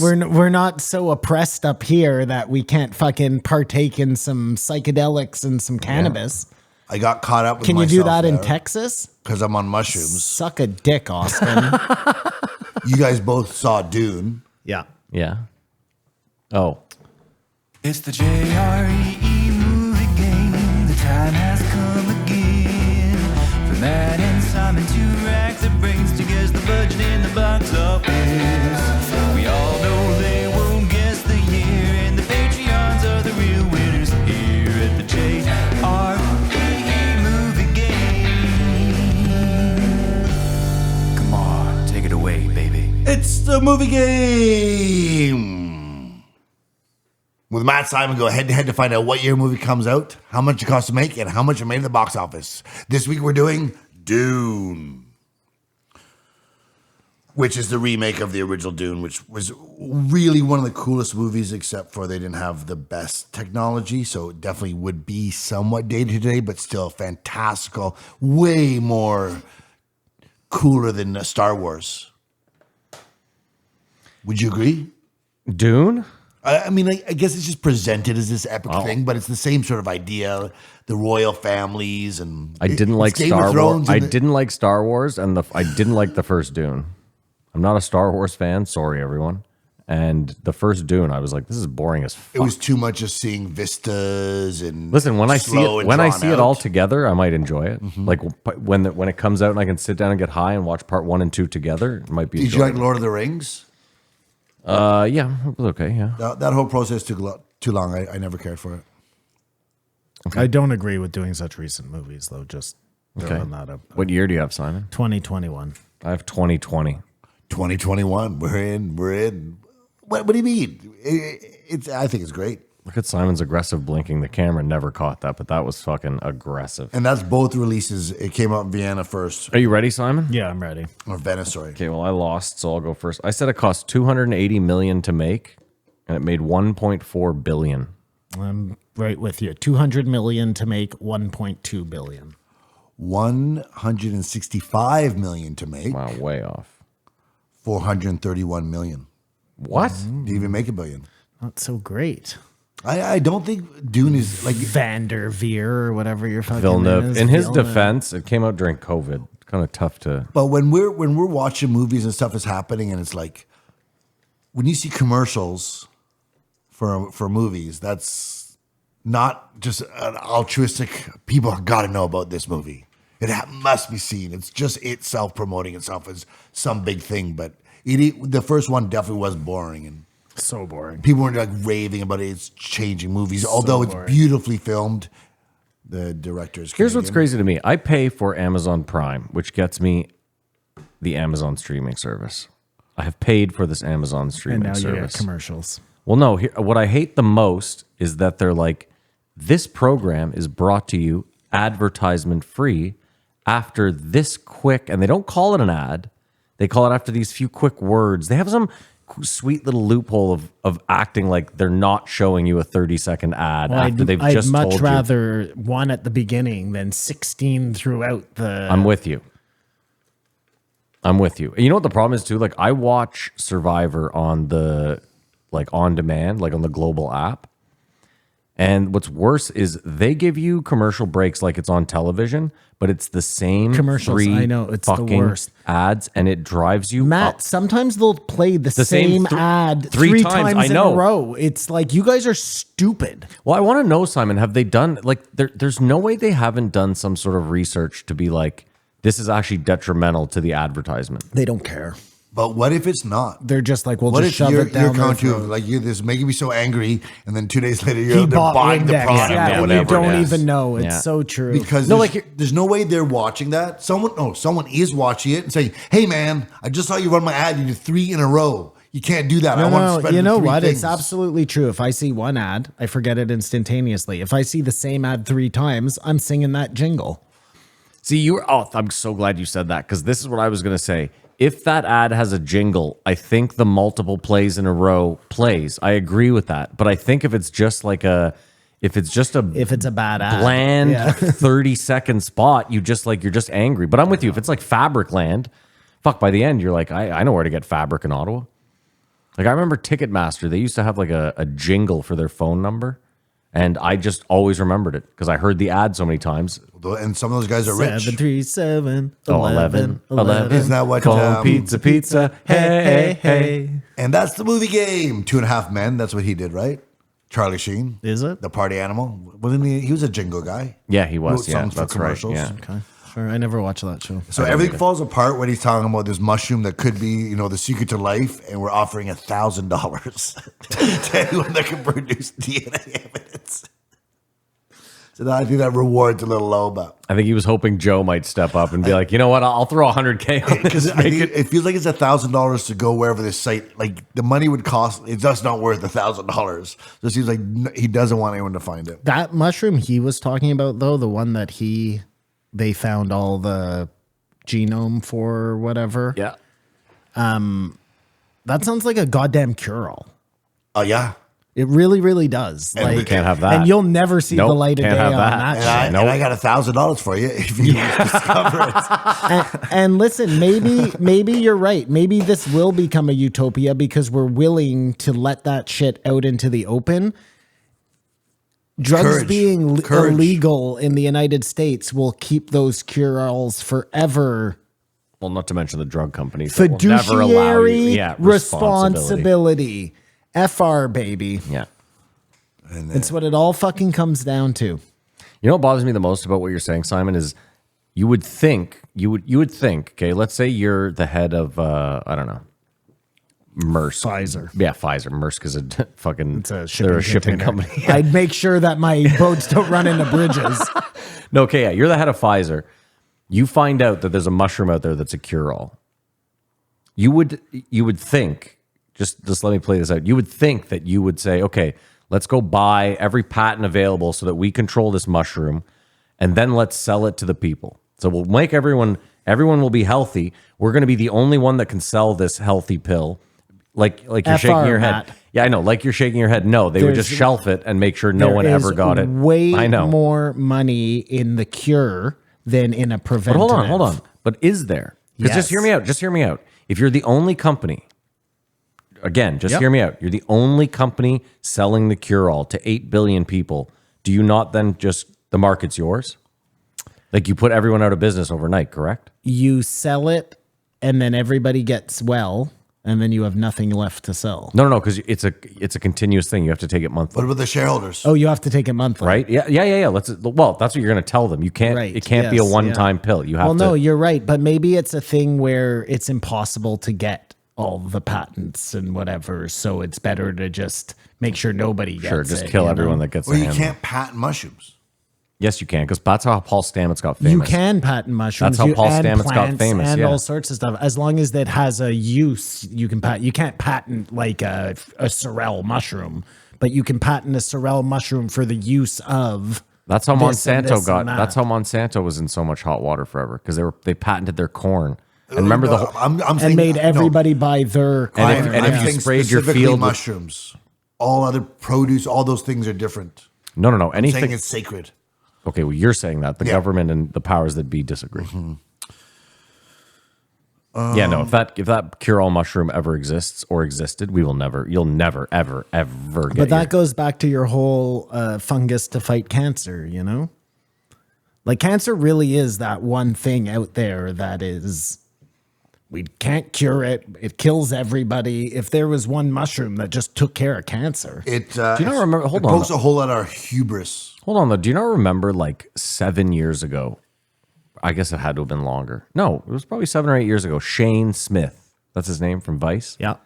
He did a piece. He came to Ottawa and he did a piece on a doctor here that believed he had cured cancer by injecting cancer with HIV. AIDS, You yeah. remember that? Yep. Yeah. And I remember watching that, and they were like convinced. He was like, in 5 years we will have, and I never heard anything He's about dead. it. Yeah. No, that guy hung himself and then set his boat on fire. Yeah. then And killed his sunk whole family too. Yeah. Him, Epstein, Yeah. the guy who invented the electric Probably car. right. Yeah. They're all on an island. Like, somewhere. Did he? Yeah. I was just thinking about Terry Fox, running across the country like, I probably won't be here, but because of this run, in 10 years from now, they'll have this thing licked. And I don't feel we're any better off at all. It almost feels like when you're exposed to this situation, like, well, this doesn't seem like you guys given this much thought. I don't want to be disrespectful. We always do this. We're like, Terry Fox, when he ran across the country, it's like, you mean when he ran 14 kilometers in Ontario? That's all ran he across did the before he country. He died. did not run across the country. He did not make it out of Ontario. Whoa, no way. That makes it even sadder. Yes, it's very sad, but he did Because not. he doesn't know that. That he didn't make it across? No, because you know that, but everyone else around him knows it, and that's why the grief is. It's not for him. He doesn't care, No, he didn't make it out of and Ontario. he doesn't care that we didn't cure cancer, but the awareness he raised, that must be a joke people do all the time. He didn't. He never got past Thunder Bay. 5,373 kilometers. Hey, I'm not laughing. Matt's laughing. I'm not laughing. I said I didn't want to be disrespectful. No, you're being disrespectful. The Listen. cancer appeared in his lungs. You're being a real piece of shit right now. Listen, You wow. what a Listen. cocksucker. I don't know you. All I'm saying is this. If you're gonna say something about disrespecting Terry Fox, Nope. shut the fuck up. All I'm saying, if you've ever walked a long distance, With 2 able-bodied legs, it would take you a year to walk across Canada. It'd take you a year to walk across Ontario. Yes, exactly. So the fact that he even he made thought it, he was in Alberta when he died, man. that's what killed him. Yeah, he was like, I'm in Thunder Bay. Jesus. Wow, man. You know what would have been nice of us if they had just put up signs like every 15 kilometers, They like did. welcome Terry to Fox Drive. no. Welcome to Saskatchewan. Welcome to Terry. Manitoba. Yeah, he's And like, on I'm the back, making "See great. you later, dude." I'm making great time See you here. later. Oh, wait. I guess we won't. Yeah, and I'm the asshole. Yeah. Terrible. Too soon. I wasn't laughing. I was just adding to what you said. Too soon. So mushrooms enhance your sense of being, and that's OG. And if you're not doing them, you're doing less than you can for yourself to have the best experience you will have while you're alive. And through microdosing, we were talking about it. Your vision's better, dexterity. In no way is it inebriating, and it's not addictive. It's a miracle cure-all that we're about to discover. I just think of Dewey Cox. Is Is it habit forming? It doesn't form a habit at all. Especially for stuff like anxiety, and it's really something special. Dude, listen, we have tons of I You are microdose all the microdosing, time. Yeah. And you're the nicest to be around I've ever experienced in my life. Well, I think he's just pandering now. He's No full way, of shit. man. You're such a nice guy. The way he's looking at me too. You used to be a bit of a dick, but yeah, I give this a 4. I'll give it a 3.5. I'll give it a 3. I look at it like this guy could. This I like guy where he has to justify the 4. might be almost like a Jesus or a historical figure 100 years later after the fact. I love Paul Stamets. I like it annoying. way I know. better. I like it. No, I love him. I like it way better when he talks about like how cool the mushrooms are as opposed to all the. Do you think he would be better Technical suited? mumbo jumbo. Do you think he would be better suited on Lex's show?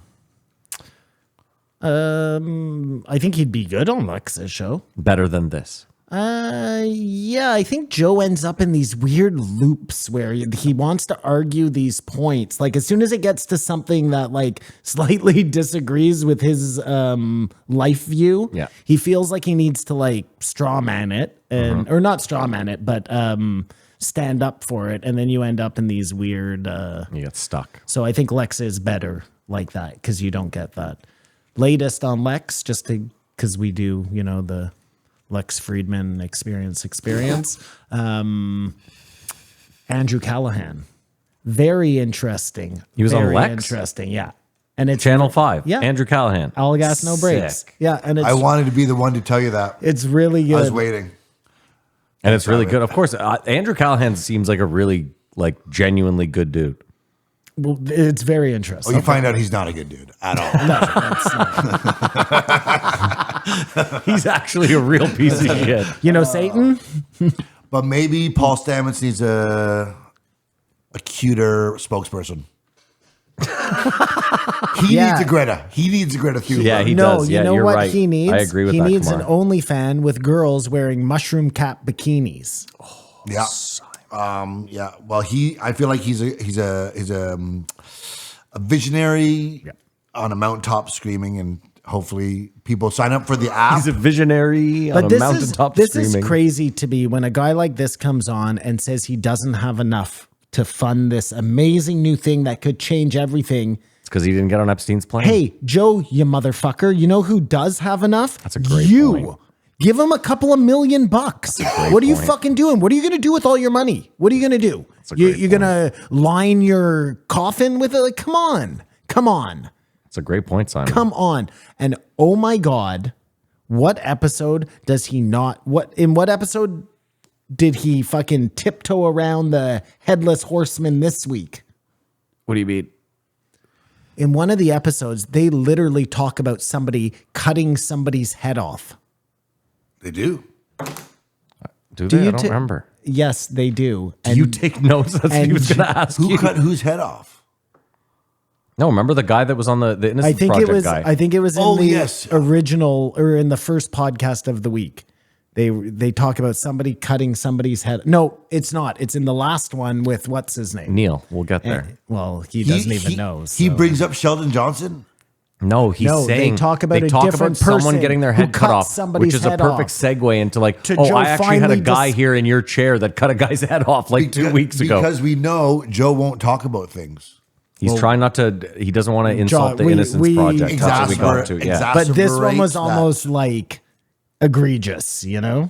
yeah, I'm with you. Well, to people on the inside like ourselves. And on that note, 2135, Neil Brennan.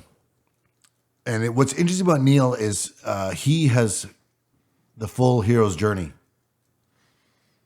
Because I don't know if you remember the first time he was on but he's like, I'm just not happy. Yeah, I remember. I do yeah, all this, yeah. like it's just, I have no feeling, whatever. And he's gone through and he's done hard work, or not hard work. He's done the experiences and come out the other side in a positive way. Yeah. And I think that sort of like, it's not necessarily totally like Stamets because it's not all mushrooms, but he tried other things to get there. And he's probably only able to do what he's done because of his success. I'm so jaded that like I know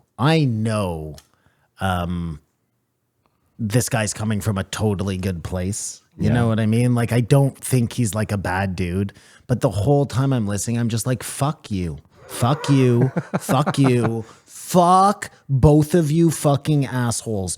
Don't talk to me about like depression. both of you. Don't talk to you. You have it made in the shade. The fact that you're depressed at that point is so fucking insulting to the rest of us. that's Like a good people point. who struggle for real. Well, no, but I think his point is that depression doesn't have to do with where you are in life. It can affect anyone, right? It absolutely can, Matt. But you know what really It's easier fucks to deal you with it up with money. when your life is shit. Yeah, Simon, I'm not disagreeing with you. I'm just saying that What happens when your life is not shit? No, your life is shit, but you're happy. So you're not depressed. Good for you. Yeah, that's those people make me the angriest. No, those people I can totally tolerate. You know what I mean? If your life is like kind of shitty, but you can compartmentalize, good for you. It's the guy whose life is so fucking good that the rest of us can't even like fathom how amazing their life is, and they have the audacity to tell you how hard their life. Like, and I get it. I know. I said it. I'm jaded. You know what I mean? Yeah. I know that it's a sickness and it can affect everybody, but famous people going on and then Joe saying, well, this is so important that people know that famous people feel that way too. No, that enrages me. Like it makes it so much worse. But you know what that enragement might be? That could be that the pent up shit and puke you have to get out of you to get rid of that baggage. Maybe. But you have said you don't want to do that. Do you know what I mean? And that's where that anger comes out, because I just heard him saying, you know, these are possibilities for anyone. Hold on a second. I think you're forgetting- Hold on a second. Sorry, just one second. Okay. If my life was so fucking hunky dory that all I had to worry about was like ridding myself of my problems, yeah, I would do it. But I got way bigger fish to fry. It's a bit of a you luxury, know? yeah, It's absolutely. 100% a fucking luxury. But you Just should hear know me out. you should know it exists. I think it's important. Or you sorry, Matt. We all think we're all just lost. And we're just doomed to whatever our fate is. Not everybody can afford to go to do the ayahuasca ceremonies, to do any of that shit. I think most people can afford to microdose mushrooms, though. Okay, microdosing mushrooms is not what he was talking about. Not just by the by. But his was a way bigger cocktail. But I think it's in the same avenue, Way bigger cocktail. and you can listen to what he was talking about, but then look and say, I can't do that, but I could do what Paul's talking about. So Like I said, I'm jaded, but I have no interest. I want to hear depressed people who are like me talk about how they got out of depression. I don't want to hear rich people tell me about how they got out. I don't want to hear rich people tell me about how they got skinny, because we don't live in the same fucking boat. We're not That's fair enough, paddling yeah. the same race. I was just going to say, though, as far as Neil's depression, you forget that his childhood was awful. Despite how rich or successful he may be now, you still deal with shit from your childhood. Doesn't matter how rich you are. Can- And he had 10 brothers and sisters, and his dad was a vicious alcoholic. Can I tell you something about childhood? Sure. Most people's childhood is awful. Some people, it's way worse. Okay. I totally get that. Yeah. But most people don't like, we all come out scarred one way or another. I understand. you know? I'm not You've disagreeing got to with that. watch this special. I'm really going to wonder what you think. I bet it'll annoy you. I'm sure it will. Because of listening to this podcast. Like I said, I don't think that he's a bad guy at all. I don't think he's doing this maliciously. Like, he's obviously they're trying to help people, and good on him. I just can't absorb it Gotcha. this way. Was it when he said, I have an open door policy at SNL? You know, I just live my life. If I have a funny idea, I sort of Well, it's more- stop the presses, try this one on. Telling you how sad you are in the same breath as telling you a Dave Chappelle story. Like, I'm really sad. I can't tell you any cool people I know. You know what I mean? Like, I get what you're saying. Most people would be stoked to be in a position where they could just call Dave Chappelle. I would be stoked to be Brian Callen. Do you know what I mean? Like, Fair enough. so yeah. it's one thing You know for what? like a struggling type comedian who just kind of made it to come out again. And I know everybody has their own shit, but Yeah. like, he is so unbelievably wealthy. We're not talking about a normal person here. You know what I mean? He's He's elite. He's got He's money. elite. He's got money. He's an elite. He's a Democrat. You know, he checks He's all an the elite. boxes. He's and a and it's the same with Joe. Like, I get it. What Joe is doing is good. It's good for everybody. It's just really hard to hear like the richest dude in the world tell you about how you need to take an ice bath every day. Like, Joe, we don't have like, I have a bathtub. I can stick Fill it with ice. outside. You Yeah, know I what mean, I most mean? people want to feel like they're doing better than the people on the podcast they're listening to. But that's Or no, I don't need to feel that. I just okay. Is it sort of like the two bears conundrum? Go on. The Bert and Tom are just so successful now. They're just like a lot of people can't tolerate. Well, no, they're in a whole different ball game. You know, There's what no I mean? similarities though.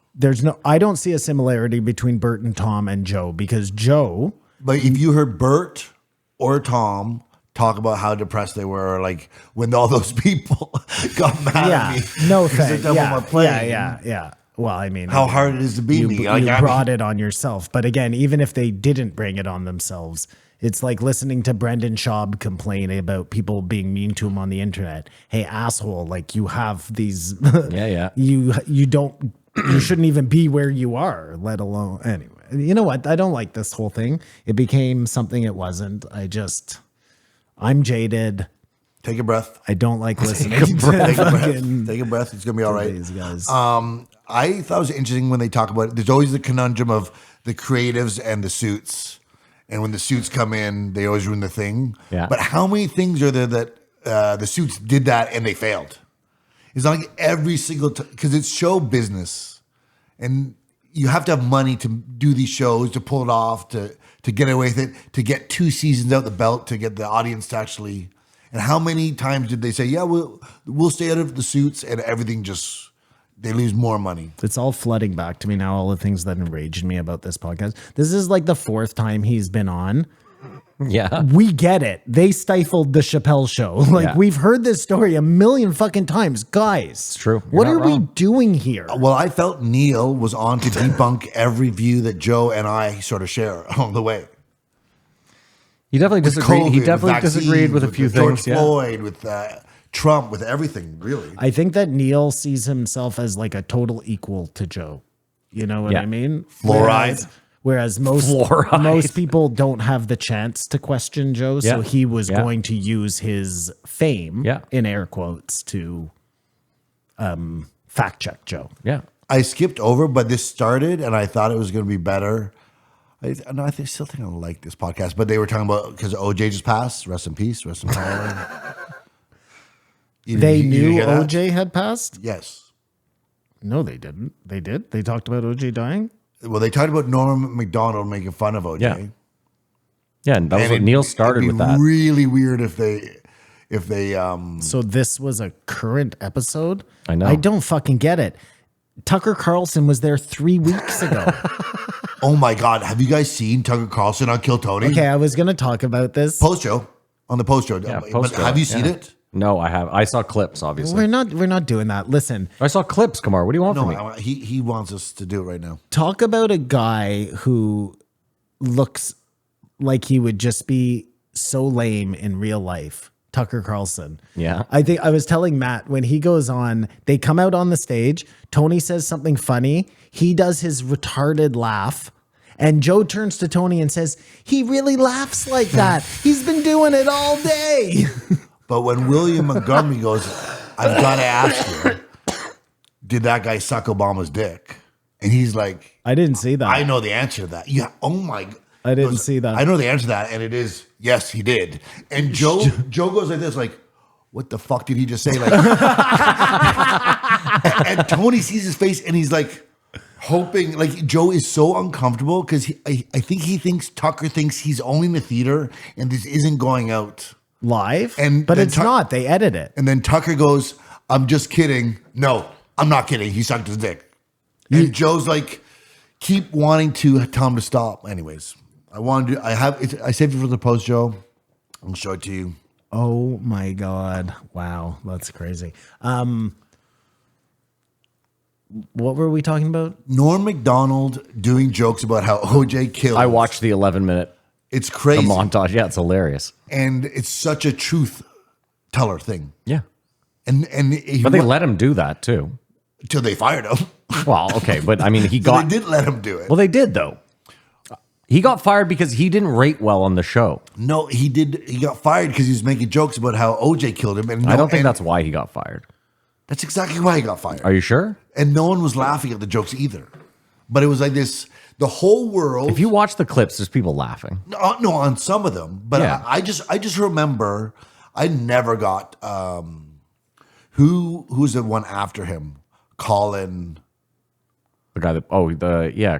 Making fun of OJ and told not to by an exec who was Really? friends of OJ. Wow. He kept doing it and it led to his release. So that was it. Wow. That's exactly what it That's was. exactly what it was. And the whole society was going, this guy got away with it, but no one's talking about That's it. Almost crazy. like a thing. That's crazy. That's crazy that you didn't know that was what you were watching. But he just kept doing it and doing it and doing Love it. And Norm. like, You're Love right. Norm. They did talk about it because they were talking about how he lived to be 76, which is longer than most people. Yeah. So this is nuts. He played a recent episode when he's got one from like weeks ago. oh, you're sure Tucker's in the can? He was on Kill Tony. I know. They had done the episode. That's why he brought him out on stage. Kill Tony is now 2 weeks behind all the time because they pre-record. Look, you're not going to like what I'm going to say, okay? Do you remember that? You remember for a while it was like you could set your watch to a 3-hour episode? Remember, it felt like for a year, like every episode. Would be 3 hours, yes. You agree with me? I do. Okay. It feels like recently a lot of episodes have been falling short of that 2.5. With a lot of 2.5 hour episodes. Just hear me out. I believe what's happening is, depending on the guest, there's a legal team, and that guest probably gets sent the whole episode where they get to go over it, and their legal team goes over it with a fine-tooth comb. There's too much at stake here. And that's why we're ending up with 2.5 and 2 hour episodes. Precisely, because some stuff is being cut out, or Look at the size of that tinfoil hat. Interesting. I don't think No, I it's a really tinfoil like- hat. I No, think does it sound makes like the you. most sense. That makes sense. And you know that Kill Tony is it live? Well, it's live in No, the sense they no. do it live. It's not like you can't stream it No, live. I it's don't not- It think. doesn't come out. That's right. So they could edit that too. We know they do edit it, right? According to Donnell Rollins, they do. And who's not going to believe But the one Donnell? thing, you can't edit the audience of the live show. So there could be a blog post about something crazy that someone said or something. but- Yeah. My point was just we've seen in the past that people have had, pushback or fallout from being on the Joe Rogan Experience, and I wouldn't put it past someone saying, "Listen, I'll come on. I want to be able to say, hey, take this." You know what I mean? Like that. I could see it as because he said they went for dinner and they're drinking, that it may be they had a dinner to discuss this is how we're going to spin it and make the people who listen, the audience we want, this is what we're going to make them think. I'm going to do this. They strategize or talk about what they wouldn't talk about, but not necessarily do it. Even though Joe says, I don't want to know anything about you. I just want to sit down with you. That's probably not true. Yeah. Like Matt says, that's not true. So it's somewhere in between the legal teams to the editing. Somewhere in there is the truth. I'll tell you something I learned about Joe, though. If he respects the person who's coming on, he will read your book, he will watch your movie, he will watch your comedy special. If he says, I haven't had time, he does not respect you. I think I can agree No, with that. that is a fucking fact. No, I can get behind that. Is that it, Kumar? That's all you have? Well, no, it's just I think Simon got distracted through his contempt for Neil. Yeah. To hear that he was pushing back on vaccines, on all Joe's points. Yeah. He was there to say and concede. I can see how you say that, but when we look into this, it's not actually that. Well, give us an example. One was George Floyd. Well, that was interesting because he's like, I just watched a documentary where they said they debunked all these points. What did you watch? Where do you even get your information, Neil Brennan? But his point is, Neil you can have Brennan. conviction, but you didn't actually know the truth in that condescending, more left side of the aisle tone. But they're good friends, and what's good about there's no status here. It's almost like he's a Bill Maher, but way cooler. Like I like Neil Brennan much more than I like Bill Maher. Well, Neil's not going to put his fucking feet up on the desk. But he sort of does with the names he drops. He does put his Fine, feet okay. up on He the drops desk. his But feet. not meant- literally. He I meant metaphorically literally, yeah. puts his feet There's up a big on the difference, desk. I think. He my metaphorical dirty boots are on your couch. That's what he did to Joe. The low point for me in this podcast was when they brought up the Muslims and the Christians that are meeting, because he wouldn't say out loud, but he was saying China's fucking with us. They were talking about the divide between us. He's like, I'm all right when it's just us fighting, but if someone else is pushing one side, then that's why we gotta get into it. That's as political as he got, I thought. That's as political as he got, I thought. Neil? Yeah. Interesting. I mean, the whole thing was kind of political. Felt like Neil was 100%, but again, some of those guys are just like, I'm right. I think of like he's like a Bill Maher, like a Jon Stewart, a John Oliver, a Mark Maron who hates Joe. I listened to a couple of Mark Maron's podcasts, and like it makes me sick to my stomach that I always ever loved this guy. You think that Neil hates Joe? No, sorry, I went on a bit of tangent. Mark Maron Hates Joe. Mark Maron thinks like he invented podcasting, and somehow this Neanderthal cage fighter jumped me. Yeah. And now people think this is the art. Yep. And Mark Maron is Neil Brennan. He's just been an angry, sober guy for the last 20 years. And vitriol and lacks so much self-awareness because he, again... But He was always Neil Brennan but without he- the ayahuasca. But everything I've heard, Mark Maron was a prick in comedy forever. Yeah, but he was a drunk. Yeah, he ran with Kinnison, right? you He was could blame- Kinnison's little guy. Well, that I don't know. That is all true. I don't know if that was years or 2 months he knew Fair Stan enough. Kinnison. Yeah. Okay. Fair But enough. He did his own self-destructive thing, and that's where we can blame his Alcoholism. or attitude, the way he treated people. But he is now very successful and still complains all the time.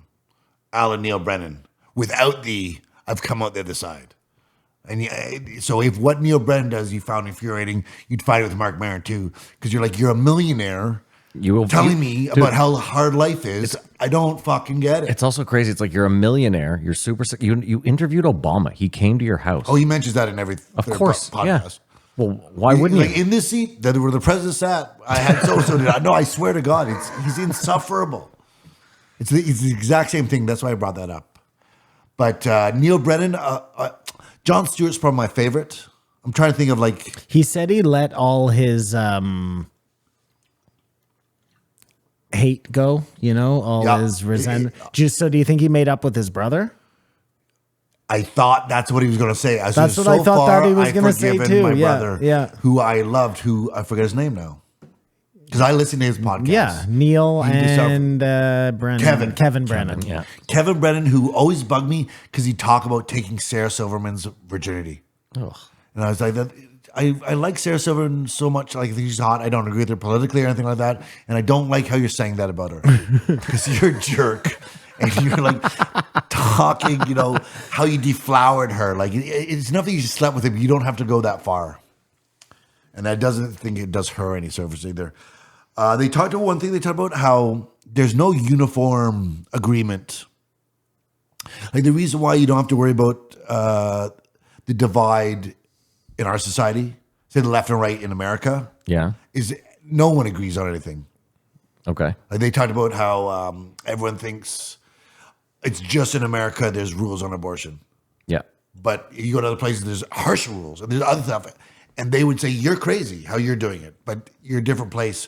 There isn't a world consensus on how to do it, which again leads to AI. I mean, America doesn't even have a consensus amongst its states. I know, but I felt they were saying it's not a reason to be totally alarmist. Like there is hope because we don't agree.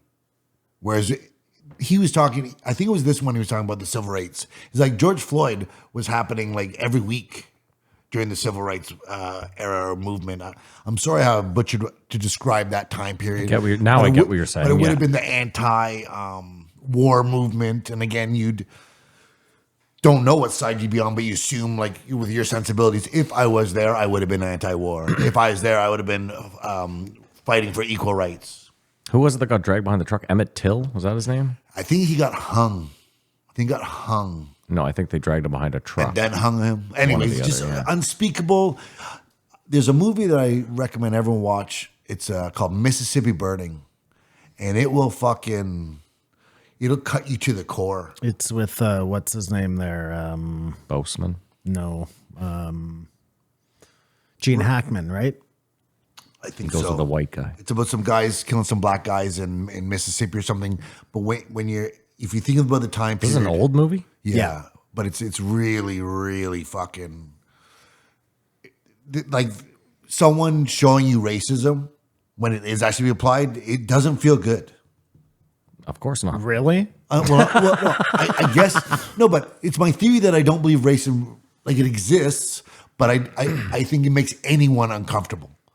Like when you're racist, you don't think I'm a hateful person. I'm making the world a better place. You're a scared, ignorant person. That's the only way it can come from, right? There's no like super intelligent racist. Is there? I doubt it. There's got to I be. have no idea. I'm sure there is. There's no way there isn't. Come on. Like what you're Who saying believes is like the science of it all? Professors like. Listen, you're acting like smart people don't have terrible. Well, I guess again, I'm being racist that we're assuming it's one racist because the Japanese are racist towards Chinese. Sure. You wouldn't include them in that thing. Yeah. Pakistan and Afghanistan hate each other and they're the fucking same. And I always say that about Hamas, or not Hamas, Palestinians and Israelis. They're basically the same. Like they've both been raised to think they're different, but you could put two guys beside each other and I could not tell you who's they're what from race the exact something. same part of the world. And you could put a light-skinned Egyptian person in there and tell me he's Jewish. And I believe, like, there isn't. I just don't believe in racism, like I said. But when it is portrayed in a film that is historically accurate, it really is like we can never do that again. Same way when I watch a Vietnam movie, and I think we'll never have senseless wars again. Racism's so interesting. Like I saw this clip the other day. Akash of all people, it came up on my. Brian talks about Akash. Okay, well, either way, Akash was doing crowd work, and this girl was in the front, and he was like, "What's your name?" And she was like, honestly, what you see in the front row is a large ginger white woman." And he's like, "What's your name?" And she's like, "Pradeep." And he was like, "No, come on, it's not Pradeep." And she like pulls out her ID, and he's like, "Where are you from?" And she's like, "I'm Pakistani." And then his joke is like, "Oh my God, 9/11 must have been a breeze for you." But the point is like, racism is an interesting thing because like this girl's Pakistani. Her parents are Pakistani. She just doesn't look at all like she's Pakistani. So she's probably never endured any racism because of it. Like it's a very weird thing. It's truly just based on the most ridiculous shit ever. You look different than me. No, I'm trying to remember if I told you guys about the documentary I saw about the Rwandan genocide. And inherited trauma. That's the other part of it. Oh no! Don't watch Neil Brennan's special. And actually, Rwanda. The Rwandan special. At the end of it, they interview a couple, and the man in the relationship it's a heteronormative couple. the man in the relationship's father killed his girlfriend's mother's sister in the genocide. And they're all together now. Jesus. So that's this. They went through this horrible thing, and we've got to like actually bury the hatchet. Like, not to be gross, but and that's how they figured out. So it's actually a really good example because, like I said, they were told they were different races, and they believed it. Mm-hmm. By people who like were coming weird. in, helping them do farming, whatever. What a crazy and story. We're actually just we're fucking them from behind, but they No, we're teaching them to fuck each other from behind. but sow division. Yeah. It's this playbook that we see over and over again. It's what Yuri Bezmenov said that the Russians were going to do. And it's just hard Make to us fuck each other in the ass. It's hard to fathom if there's or is it more reassuring if it is some sort of organized evil cabal? Yeah, it is a little more reassuring. like what's We'd the rather that than it's just our Yeah, because then it's randomness. Yeah, then it's not left to our own devices. We're terrible. And there's it's so- that left to our own devices, we might be able to pull this off, but there's some force that's stopping us from being righteous or good. Or, I mean, listen, there's no way you can convince me that like 10% of the population aren't absolute garbage. Now, whether it's mental issues that make them that way or however they were raised, I don't know. You got to work on the definition of what garbage means. I mean, like all morally, comedians are I mean, garbage. morally, just a terrible person, like a psychopath or someone who just has no empathy. without ethics, Yeah. without values. And I think that exists larger than we would like to But- admit. And I bet you it's more than 10% of the But- population. I was trying to be generous. But the compassionate thing is that someone did something to them for them to get that way. That's what we hope. And at the baseline, everyone is good at the beginning.